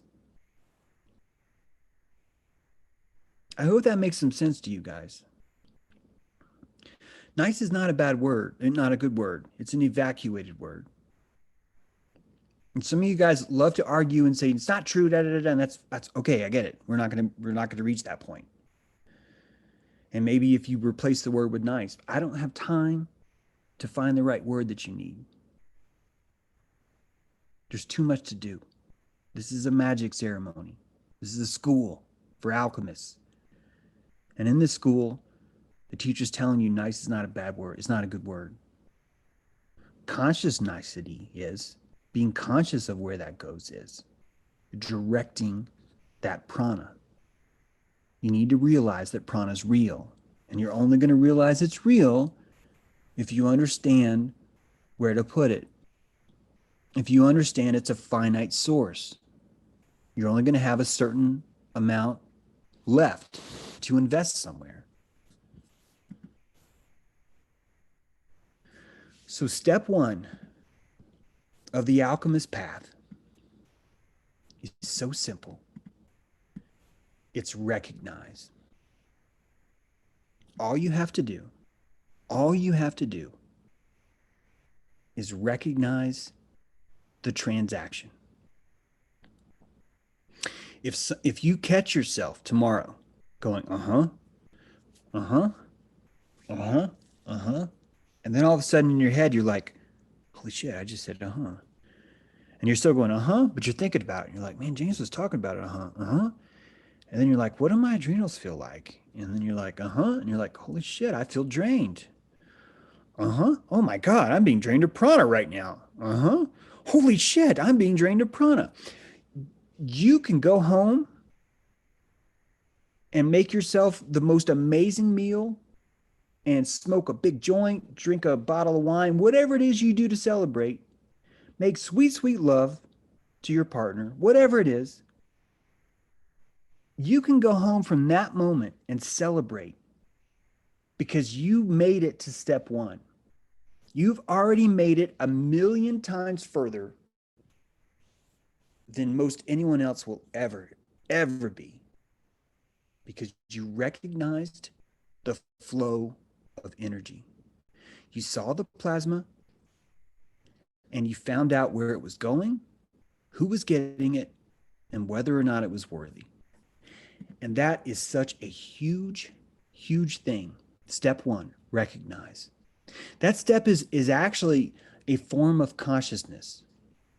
You become conscious of your prana, where it was going, who was taking it, and how much it cost you. That takes place in a bazillionth of a millisecond. It's instant. Magic, these kind of breakthroughs, healing itself is not a long-term thing. Healing, just like cream pies in the face, is instant. Imagine if you had to cream pie someone over a 3-week period. Like, that would totally suck. It doesn't work that way. You're going to reset your adrenals. And magic is a form of resetting the adrenals. Why? Because you can dump all that electricity at once. You have to recognize the energy. So tomorrow, tonight, find when you're being drained and just make a note. You can keep being drained if you want. I'm still fucking proud of you because you recognize what was happening. And if you're really good at this, if you're really, really good at this and you got enough ego, you're going to notice when you're draining somebody. Like when I said, should I keep going, guys? That was me trawling you guys for prana, saying, I would like for you to reassure me now if I should keep talking. What I'm doing by that is actually saying, your presence is not good enough for me. I require you to give me verbal cues. I'm upping the ante. Recognize. That's step one. It's so badass if you can do that. The moment you recognize that stuff, a new confidence blooms inside of you. The roots of your feet suddenly get 6 feet deeper because you're living in a deeper level. You are experiencing the prana economy, which is a subterranean transaction. That's why most of us don't think prana is real, because it's happening in Hades. It's subterranean. If you're just joining us, Hades is a good word. That's step one. By recognizing the subterranean, what you're really doing is that you're growing yourself down deep. I can see through my roots. I can hear some of you looking at me with my eyes closed. Some of the things I like that you're saying, some I don't. And it's okay. I'm recognizing it. I'm feeling it. I have a tribe that believes in me. That's why I've been putting out so much badass work lately. That's not arrogant to say. I've been collecting their prana. I've been using it for magic. And it's because I recognize it that I'm able to harness it. And if these people didn't see me harnessing it, they wouldn't be giving it to me, would they? I could only collect niceness from it. I could only collect the prana from nice people. And for me to do that and be powerful, I would need 1,000,000 followers, wouldn't I? I would need to be Jordan Zather. I would be collecting that top level stuff instead of digging deep. That's why my tribe is fucking badasses, man. Because then when they invigorate me with their belief, I'm just like, oh, I don't want to fuck this up. I got Snake Jones in me. I don't want to fuck this up. Got Andy Kaufman in me. I don't want to fuck this up. Got Chris in me. I've got Jen in me. I've got Maddie in me. I've got Adam in me. I've got Samantha. I've got Mark. I've got Terry. I've got Walt. I've got Andy, Valentine, Aaron, Cynthia, Andrew, Virginia, Dell, Brent, Chris, and Becky, Benjamin.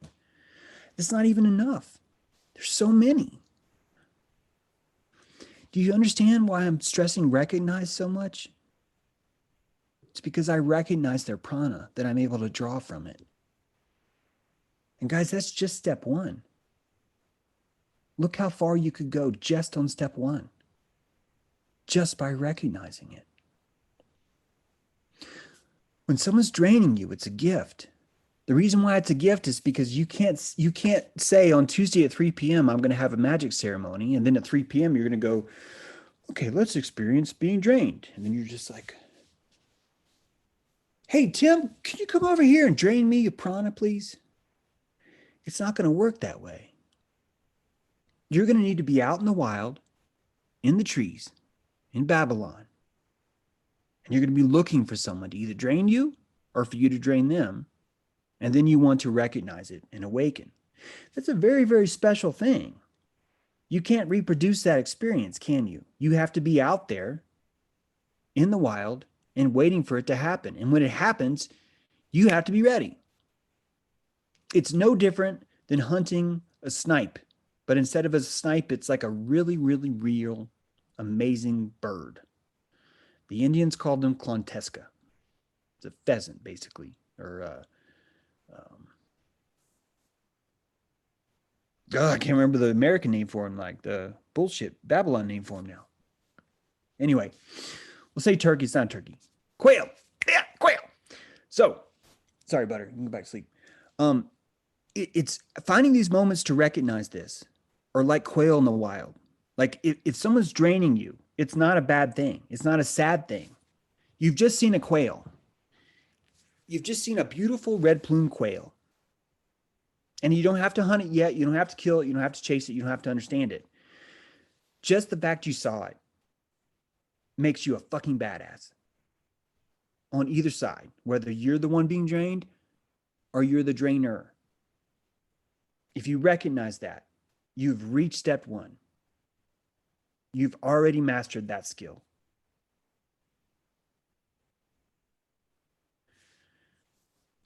Step two.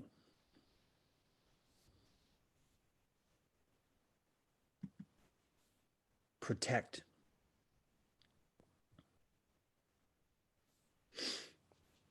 I almost don't want to go to step two because there's a universe inside of step one. There's a fucking universe there. And if you miss it, you're never going to get there. Hey, TJ, you're in there too, man. I didn't mention you because you happen to not be written down on my paper. But that's only because this paper is just a one certain thing for one kind of thing. Anyway, so step one, recognize prana exchange. Okay? Boom. I'm in the chat. Look at that. James True's in the chat. That is step one, recognize prana exchange. And you could spend weeks, months, and years in step one and be a very, very, very powerful magician.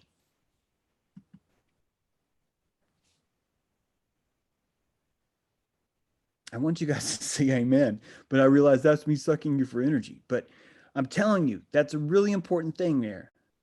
You can spend years in step one and you will do amazing things just in step one. Step two, protect yourself and others.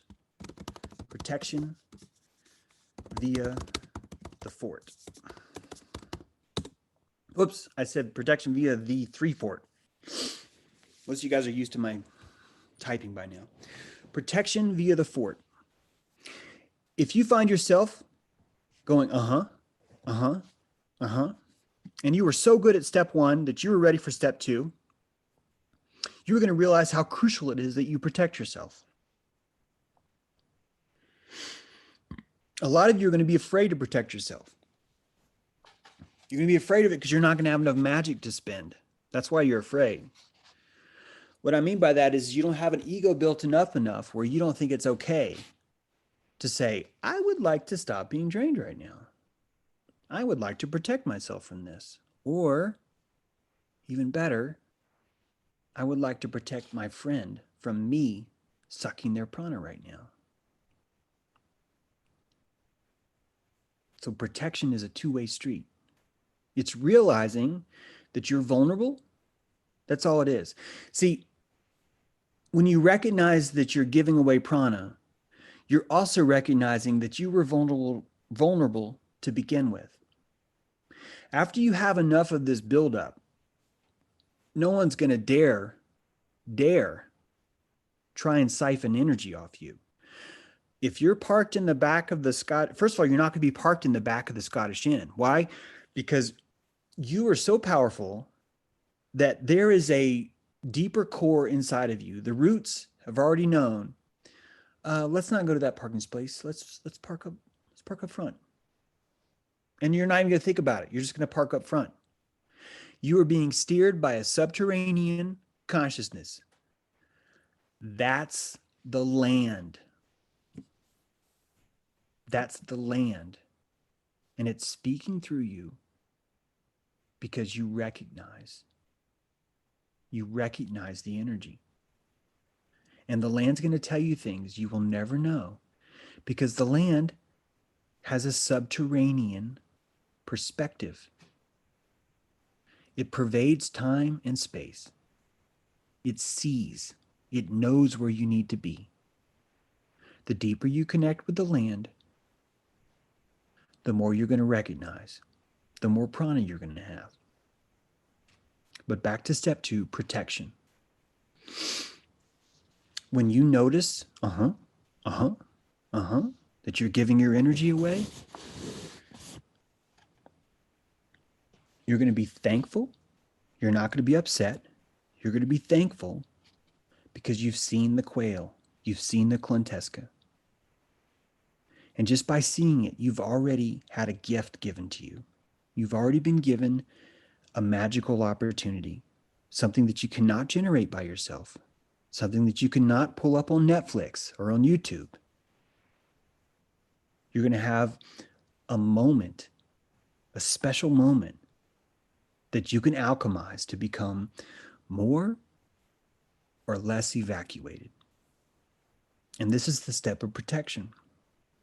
Now, if someone is draining your energy and you're at work, it's going to be a lot harder for you to protect yourself because you've got nuance, you've got social structure, you've got bosses, you've got raises, you've got promotions, you've got schedules, you've got zones. There's all kinds of factors here. These factors are gifts because they're asking you to measure how much will are you willing to spend on being drained. Most of you are willing to just take it. You're just, I'll just be drained. And then I guess I'll be known as a nice person. So, I'll have that going for me. But people don't like people because they're nice. People like people because they're predictable. It's impossible to understand. But it's true.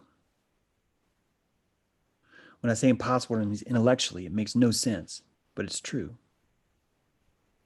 Step 2 is protect. It's noticing that you're being drained, being thankful for it, and fixing the problem. Now, if you already have less to no gasoline and you parked in the back because you're not paying attention subterraneanly, your attempts to protect yourself are going to be construed as overreactions and irrational and kind of asshole-ish. No one's going to take your side. No one's going to say, well, yeah, but you were kind of draining him. No, they're just going to be like, yeah, James told us dick. Can't believe that. God, what a jerk. He's not nice at all. Oh my God. It's going to be that way. That's why you need to stay in step 1 for a while, by the way.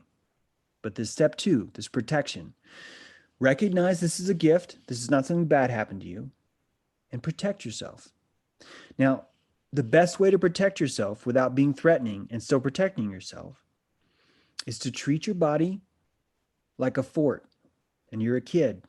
You're a little kid in the fort. And you're playing war with your friends. And you've decided that the dog is the dragon. And whenever the dog comes out of the kitchen, you're going to hide in the fort and see if the dog can find you. You're going to make it a game. When you make it a game, you're doing two very, very, very important things.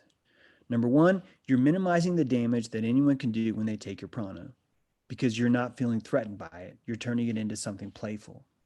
The reason why kids have imagination and play is because they have pure, raw magic at all times. And play is the best way to learn without consequences. It's a necessary step. Play is a form of magic. And when you get into play, you're going to find that all the sharp edges have been softened by pillows. And any punch you throw is going to be felt like a cream pie because you're playing in a constructive way. So step 2 is to protect yourself. You set your pose. If someone's punching you in the gut, you're going to stop standing them with your gut facing them. You're going to turn to the side now, and you're going to have a side pose of that person. You're going to adjust your stance. You're going to fix your posture. You're going to crawl into your fort. When you crawl into your fort, you're going to understand this is not a retreat. This is me having fun. This is me telling the other person, hey, you just threw a snowball at me. I'm going to get in my fort now. Not only that, I'm going to make my own snowballs. And because I'm playing, if I throw one back at you, you're not going to feel like I'm trying to kill you. You're going to see I'm playing. And even if you're playing with somebody, you still don't want to get hit with a snowball, do you? You're still going to run away. But you're not making a mortal enemy, are you? Someone throws a snowball, they're not your mortal enemy because you're playing. So you're going to set your pose. That's step 2. When you set your pose, you're either going to stop being drained or you're going to stop draining that person. And that's the key to step 2. Now, step 3 is the amalgamation of fear. You guys still there? Step 3 is the amalgamation of fear. When you are competing in some sort of magical challenge, you're going to get nervous. You're going to feel your body's going to well up, and you're going to feel fear. And because you're living in inversion, because you have to listen to a guy that's wearing the same shirt for a week tell you that nice is bad, you're going to hear him tell you that fear is a good thing. And you're like, what? Well, but wait, the only thing to fear is fear itself. And it's like, no, you don't understand. Fear is adrenalized power. It's adrenaline in your body, revved and pointing. Imagine each of your blood cells, all 3 trillion of them, pointing in the same direction at the same time. That's what goosebumps are. When you feel goosebumps on your skin, what you're really feeling is all the blood vessels in polarity pointing straight up. And that's the electrical charge from that. When you feel fear, there is an electrical charge from your engine room that is connected and it's called general quarters. General quarters. All blood cells to general quarters. This is not a drill. That's what fear is. And you've been told that fear is the enemy, which means right after the XO calls general quarters, and right after Scotty fires up all the engines and turns the shields fully on, you as captain get on the radio and say, fuck all y'all. What the hell are y'all doing? Stop. All y'all stop. No. That's what you're doing. You're rejecting the most powerful energy in the world because they told you that it's bad. And that is an actual alchemical event. For you to dump your shields, for you to tell your crew to fuck off, for you to open the airlock and empty all the warp core in one instant and get rid of that fear. because you don't like feeling charged. You don't want to feel goosebumps in a really intense way. You're creating a magical event where you're sacrificing all that power for nothing. Actually, you're sacrificing it. Check this out. You're sacrificing it to the people that originally told you the lie that fear is bad. They actually get that power. They get a commission off of it. This is why people lie. If you lie to somebody and someone is sacrificing their will for that lie, the person that created that lie gets all that will. They get all that prana. When Al Gore convinces you that you're a dirty, dirty, shameful, carbon footprinty human, every act of recycling, every act of shame, every act of virtue signaling is going to Al Gore. And that's why the other black magicians respect him, even though he's a total dickbag. They respect him because they understand he has a lot of power flowing through him. And he doesn't have to do anything for it because he's already started his spell. It's already building and growing. It's already coming through there. So step 3 is the amalgamation of fear. You can do 2 things with fear. You can dump it, which 99% of you do, or you can use it. Now, when you feel panic, no, a second. You know how when you panic, you're kind of shaking? You're offloading the fear. You're like, I don't want to dump the airlock. I just want to shake the shit out of it until it goes away. A lot of times when you see a duck land in the water next to another duck, it'll do that. It'll panic. It'll shake it. It'll shake that energy away because it's not afraid anymore. It's landed too close to the duck. The other duck freaked out. It got scared, but it realized, oh wait, it's just Carl. It's, he just flies. He likes to land too close to me. Carl's kind of a dick, but it's okay. It's like, I don't hang out with Carl because he's nice. I hang out with Carl because he's consistent. And this is what Carl does. He's kind of a dick when he lands in the water. So you don't have anything to do with that magic. You don't want to punch Carl. You don't want to hurt Carl. You realize that there's no problem. It's just Carl being a dick. So you're going to shake it off. You no longer need that magic anymore. You're telling your crew, it's all good, man. It's all good. General quarters has been revoked. Everyone returned to normal duty. That means if you're taking a nap, if you're playing a card game, if you're on duty, just go back to whatever you're doing. You've alchemized that. You've decided, I appreciate the power, but I don't need it because it's just Carl. So step 3 is doing something with that fear. It's the alchemizing that fear. It's either going to be positive or negative. You're either going to offload it or you're going to use it. You could use it to fight somebody, you could kill somebody if you really were in a deep magical conversation, or you could throw a pie in their face, or you could say, whoa, I was way wrong. I thought this is a problem. No, it's just, the dog ran in the room and I thought the dog was right beside me. So it's doing something with the fear. Don't do what they tell you to do with the fear. Don't pretend like fear means you're weak. It's literally the antithesis of that. Fear is the antithesis of weakness. Fear is literal liquid adrenaline. There's nothing weak about liquid adrenaline. It is the most powerful chemical in the world, more than any other chemical. So step 3 is alchemizing fear. I hope that makes sense. You're going to turn it into something, right? Good or bad, depends on what you want. You're going to alchemize the fear. And you're going to do that by showing gratitude for the event that's happening that's caused all that to show up. Because you cannot, some of you can, I can't, but you cannot all of a sudden tell your body, yeah, at 3 o'clock today, I'm gonna feel fear. I'm just gonna amalgamate fear in my vessel. The reason why you can't do that is because your neocortex is not in charge of your body. You've got the reptilian, you've got the mammal, you've got the ape, you've got all 3, the triune brain, all 3 of them. It's a trinity of magic. Magic is a trinity inside a human. Requires the gut, the heart, and the head, doesn't it? Requires the breathing, the heartbeat, and the brain waves, doesn't it? Because what did I tell you magic is? It's an energy, frequency, and a vibration. Trinity. Ding, ding, ding. 3 things. So step 3, Alkalizing fear. You want to have gratitude and direction.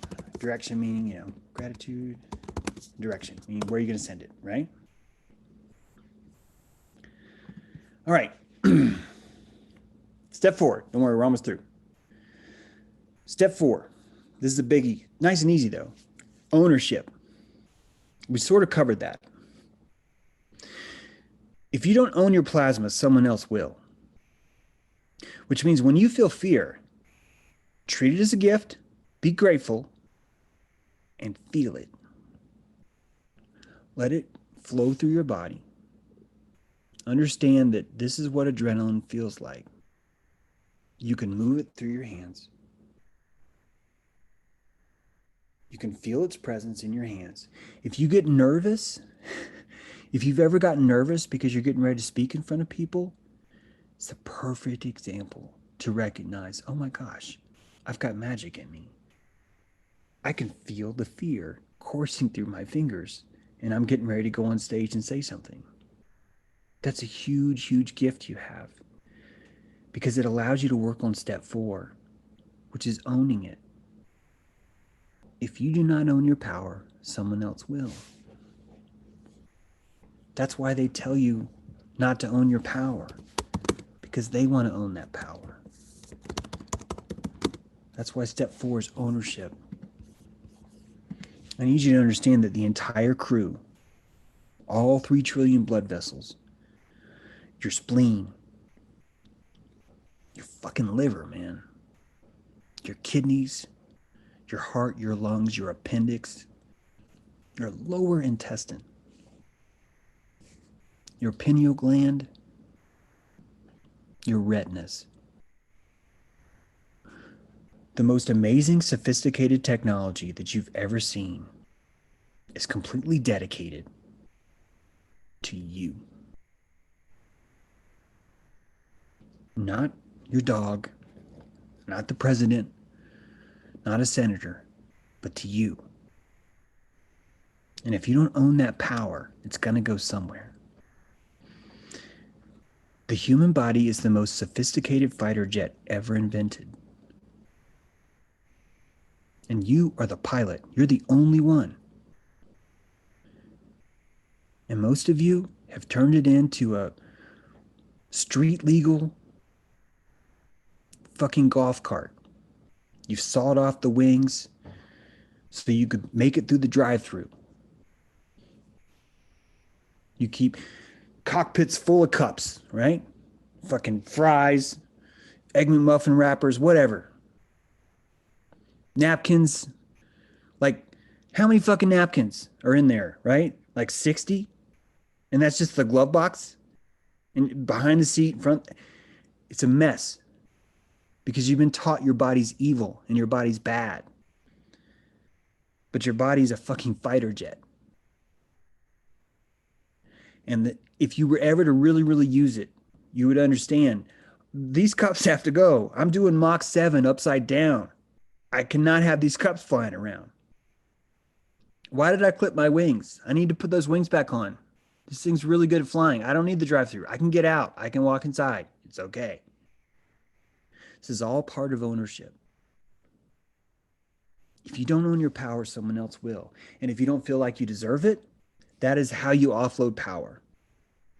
It's you lie to yourself to offload power.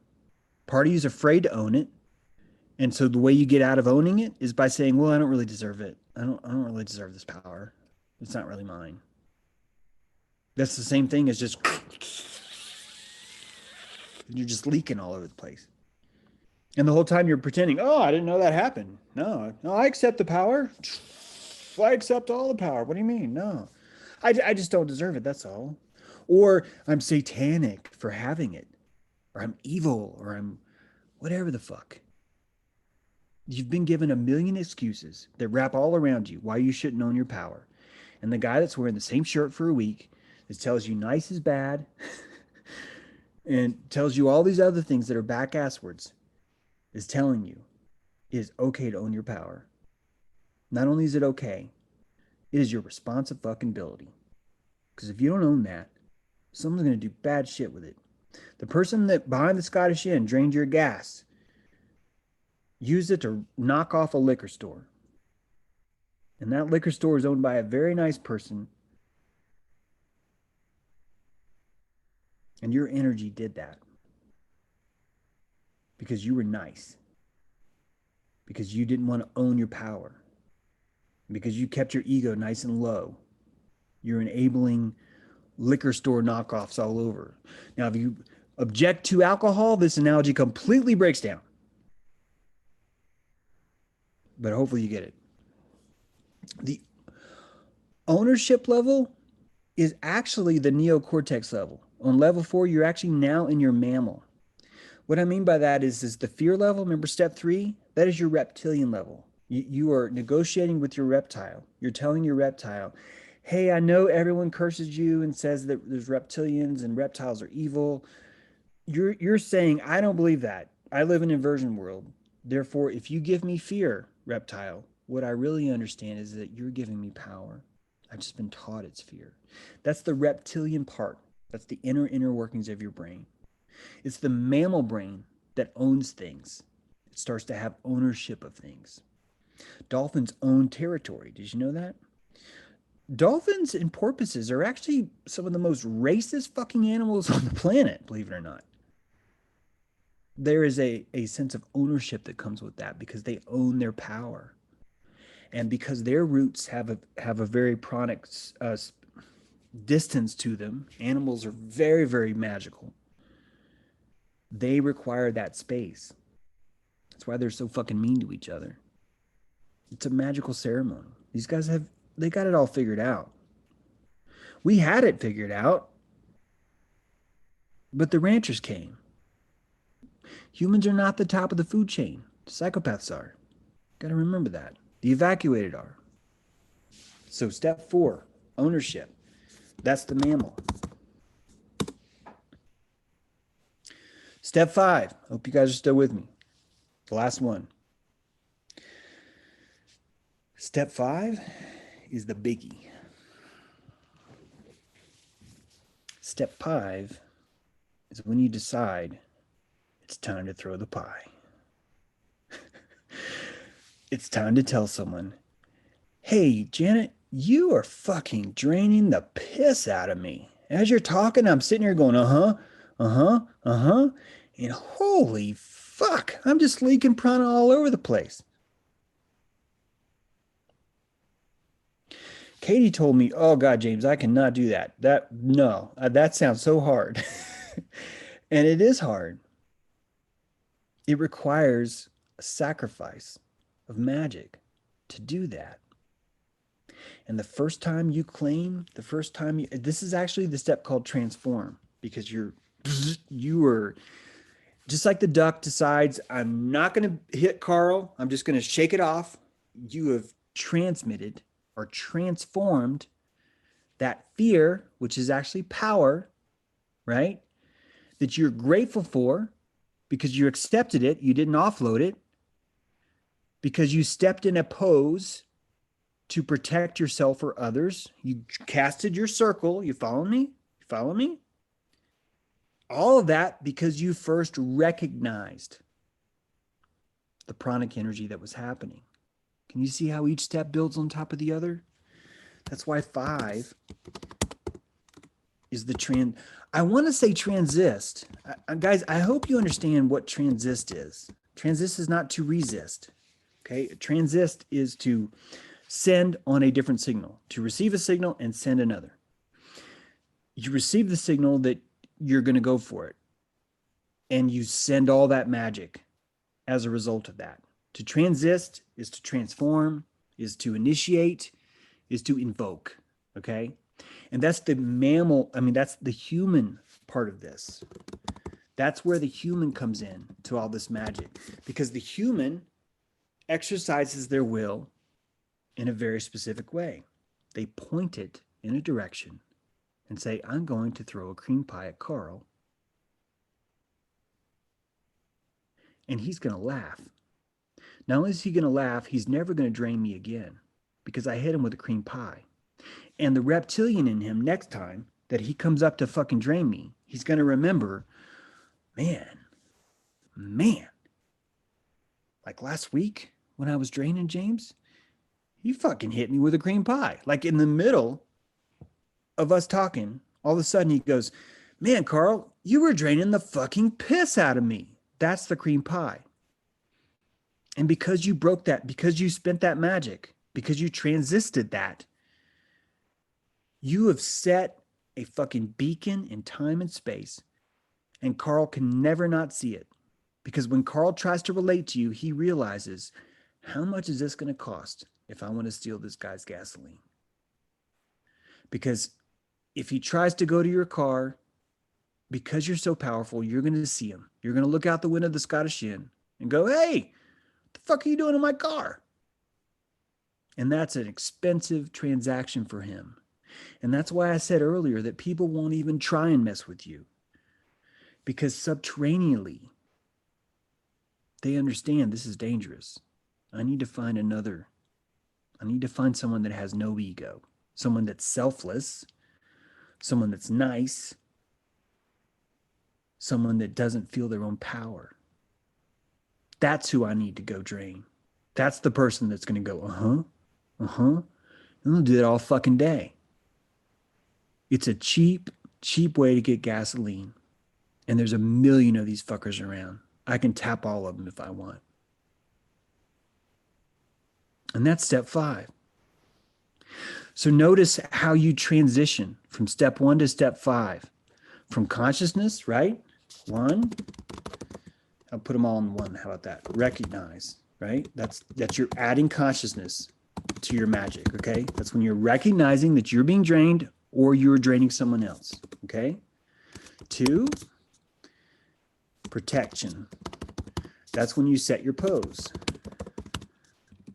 Okay? That's still, you're not actually human yet. Right now, you're just a body, right? Because you're posing, you're setting the pose. Step 1, recognize consciousness, right? It's a conscious act. It doesn't have a body. Step 2 is protect, set the pose. You're doing something with your body. Step 3, right? Remember that? Gratitude. You're being grateful for this event. You saw the pheasant. How awesome is it that you saw the pheasant? Okay? Gratitude is an action of the body. So not only have you become the body, but now you're actually doing something with the body. You're charging it in a positive way via gratitude, right? Step 4, now you're not just a body. You're not just a body that has gratitude. You're not just a body with a charge. You are the reptile. You are a complex organism, more complex than consciousness, because now you have an adrenal system to work with. That's your reptile. Reptile is gratitude. I should have typed gratitude there. I'm sorry. I hit return too soon, guys. Step 3, gratitude should say reptile right next to it. Here, let me do step 3 again. Sorry. I'm grateful to you too, DE. I can feel your prana because I'm like, no, this isn't stupid. These guys totally get it. Because I think about this stuff all the time. I write about this stuff all the time. And you guys understand. This is good stuff, man. Stuff that we don't talk about enough. So gratitude is step 3. Okay? Now 4, you've left reptile, right? The center of your brain's reptile, triune brain, right? Reptile, mammal, human. So step 4, we know it's going to be human, right? And what do mammals do? What do dolphins do? They fucking own shit. They own things. So ownership, you're going to own that power, and that's the mammal in you, right? And then step 5, that's your transaction or your transistor. I'm going to call it transaction now. I keep changing that word. That's the human in you.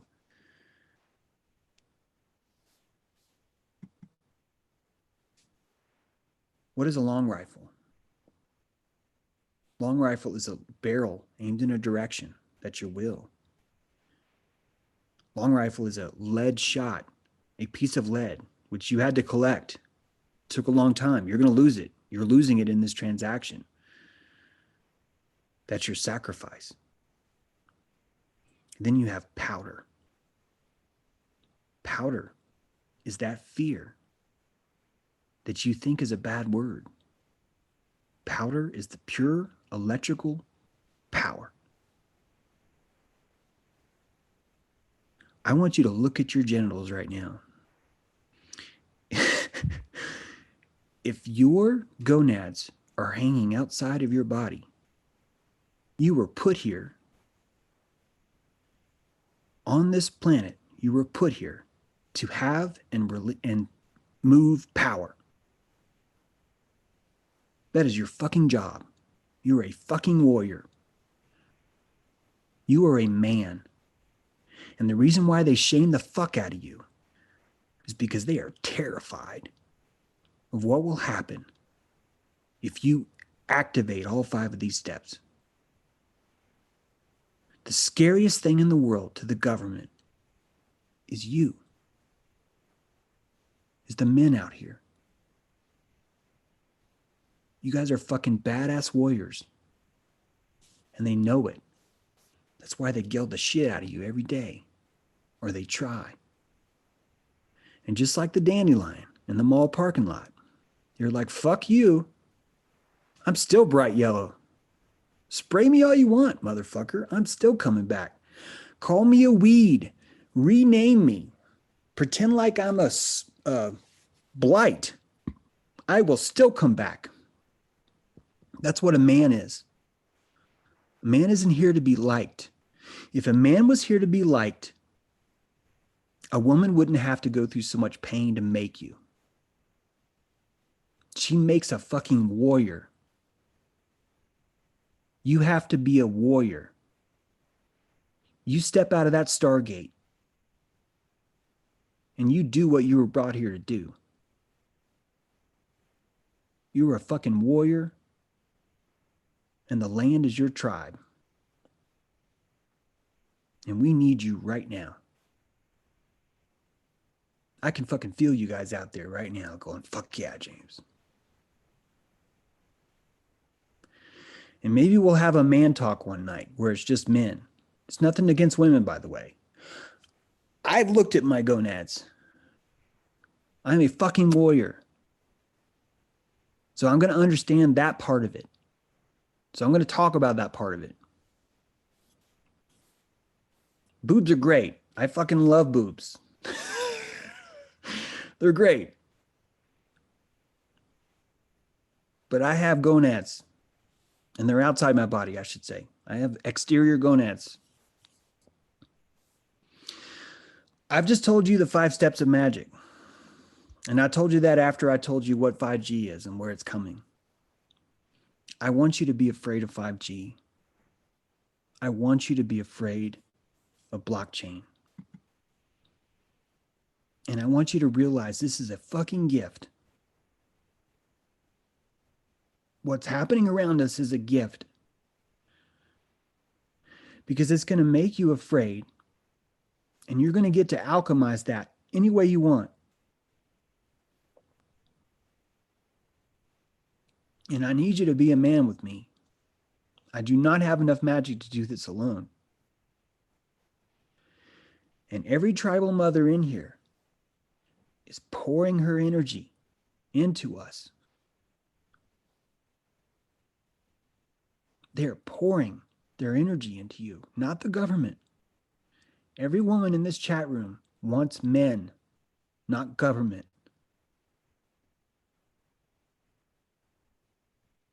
And you cannot let them down. They are fucking awesome. You cannot let them down. And if you're consistent, and no matter what kind of shit people give you, if you're a dandelion, yes, a badass dandelion, and you fulfill these alchemical steps, women will only respect you more. They will only give you more prana. And they will only recognize you as a fucking sequoia underground. General Sherman root system. And any insult, once you're fully tapped in, any insult is going to feel like a ping pong ball off a brick wall. And if anyone steals gasoline, you're going to have so much prana that you're going to find it cute. You're even going to let them drain you like a fucking mosquito might. You're like, it's okay. That's how powerful you're going to be. Every day is a dojo. Every person sucking your energy is a fucking gift. It's a sparring partner you've never met saying, hey, let's go into the magic dojo. Let's see how you handle me. And all you have to do is step one. All you have to do is recognize it. The second you recognize the energy, you start to see it. And when you see it, it's going to grow and grow and grow. You're not going to be able to talk about this kind of stuff as easily with other women as you're going to be able to do it with other men. I can't speak to woman magic. I'm not saying it's different. I'm just saying that I'm aware enough that it's a different kind of instrument. Your wand is in your pants, guys. And it's connected all the way to your fucking spine. It's a long magic wand, man. And you're not going to be able to get lessons from a woman on how to aim that shit. Men are macular. Women are periphery. A woman's magic is going to envelop the whole room. It's womb magic. Your pokey magic. Totally different approaches. And as you gain this understanding, you're going to understand what I mean more by that. You're going to understand. We live in a society where we think all men can talk about whatever they want in front of all women, and all women can talk about whatever they want in front of all men. And that's fucking bullshit. That is bullshit. There are conversations you're supposed to have with men and men only. You're supposed to build a bond on that conversation. Conversations are a ritual, and they build cohesion. And if you do not build a sacred cohesion with other men, you will not be a fucking man. You will be a hermaphrodite. You will wear skinny ass fucking jeans and never wonder about it. You will accept the idea that you can have a man cave where you can go the fuck down there with no windows and eat your fucking chips and watch bullshit on TV. And I'm here to tell you, a magic man doesn't have a man cave. The entire fucking world is his dojo. And we need that right now. We need that more than we need you to go around pretending like you're nice, or going around pretending like you can hang with the women because that's how fucking nice you are. Did you know men are supposed to intimidate people just by their presence? I feel like probably women are like, oh my God, that's not true. How dare you say that? And this is why I'm saying we have to have these conversations alone, because women aren't going to get this shit. In fact, they're going to shame us for saying this stuff. But men are supposed to intimidate each other when they see each other. I'm not saying everything has to be about, oh, let's go, bro. That's not what I mean at all. I'm talking about presence, man. I'm talking about fucking presence. And if you've ever been around a young boy, you know that, because you see that young boy struggle. You see him going, how can I stand that tall? Can I stand that tall here? Let me try it. Let me try it. And he's only going to try it if he's intimidated. If he's not intimidated, he's not going to have that kind of magic will that he needs to pull that out. If everybody's just being fucking nice, he's never going to try and stand up taller. A boy learns to stand taller because he's intimidated. Do you understand? That's the very first alchemical spell, isn't it? Remember the 5 steps? Isn't that what a young boy's doing when he's trying to stand up? Isn't he casting a spell with his fear? Isn't he saying this fear is so powerful I have to do something with it? I don't want to fuck it up. Do you want intimidation to be something that should be avoided at all times? Or do you want intimidation to be like a tuning fork, where any young man in the room is suddenly raised into that tone? This is the magic of pacing. I don't know if we should talk about that tonight, but it's just the magic of pacing. You're never going to change somebody by doing a 90-degree turn. You're going to do a 2-degree turn. And then another 2-degree turn. And you're going to do that 45 times. And you're going to sway the entire fucking room. Why? Because that's how intimidating you are. Intimidating is not a bad word. It's only a bad word when you're hanging out with women. That's when it's a bad word. When you've been raised by women, it's a bad word. When you go to school with nothing but women as teachers, it's a bad word. But when you're out on the ranch and you're trying to move 100 cows, intimidation becomes a skill. When you're negotiating in a courtroom, intimidation becomes a skill. When you're bartering for a new car or a new boat, it becomes a skill. Men are not here to be liked. That's not why we're here.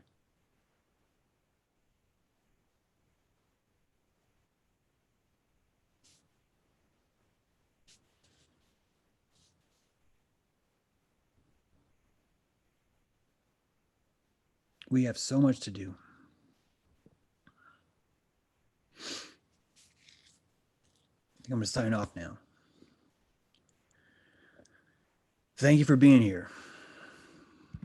I have no idea how long I was talking. I hope that's helpful. It's helped me. There's still some people here, so obviously that's pretty cool. I love you guys. The land loves you even more. Our land has been abandoned by corporations that own it. We have to get that back. We're going to get that back. And it's going to happen with men. It's going to happen with men that are fucking intimidating. And those men are going to show up on courthouses all across America. And women too. And we're going to tell, we're going to show, we're going to demonstrate, and we're going to alchemize that we do not fucking consent. And if the black magicians want to pull this spell off, they're going to have to directly go against our consent and will, which means it's going to cost them. It's going to cost them dearly. Because men are here to make lying expensive. Men are here to make manipulation expensive. That's why you're here. You're the immune system of the earth. And she fucking needs you so bad right now. And you're going to be there. We're going to be there. We already are. We're there right now. You guys have a great night. We'll talk soon.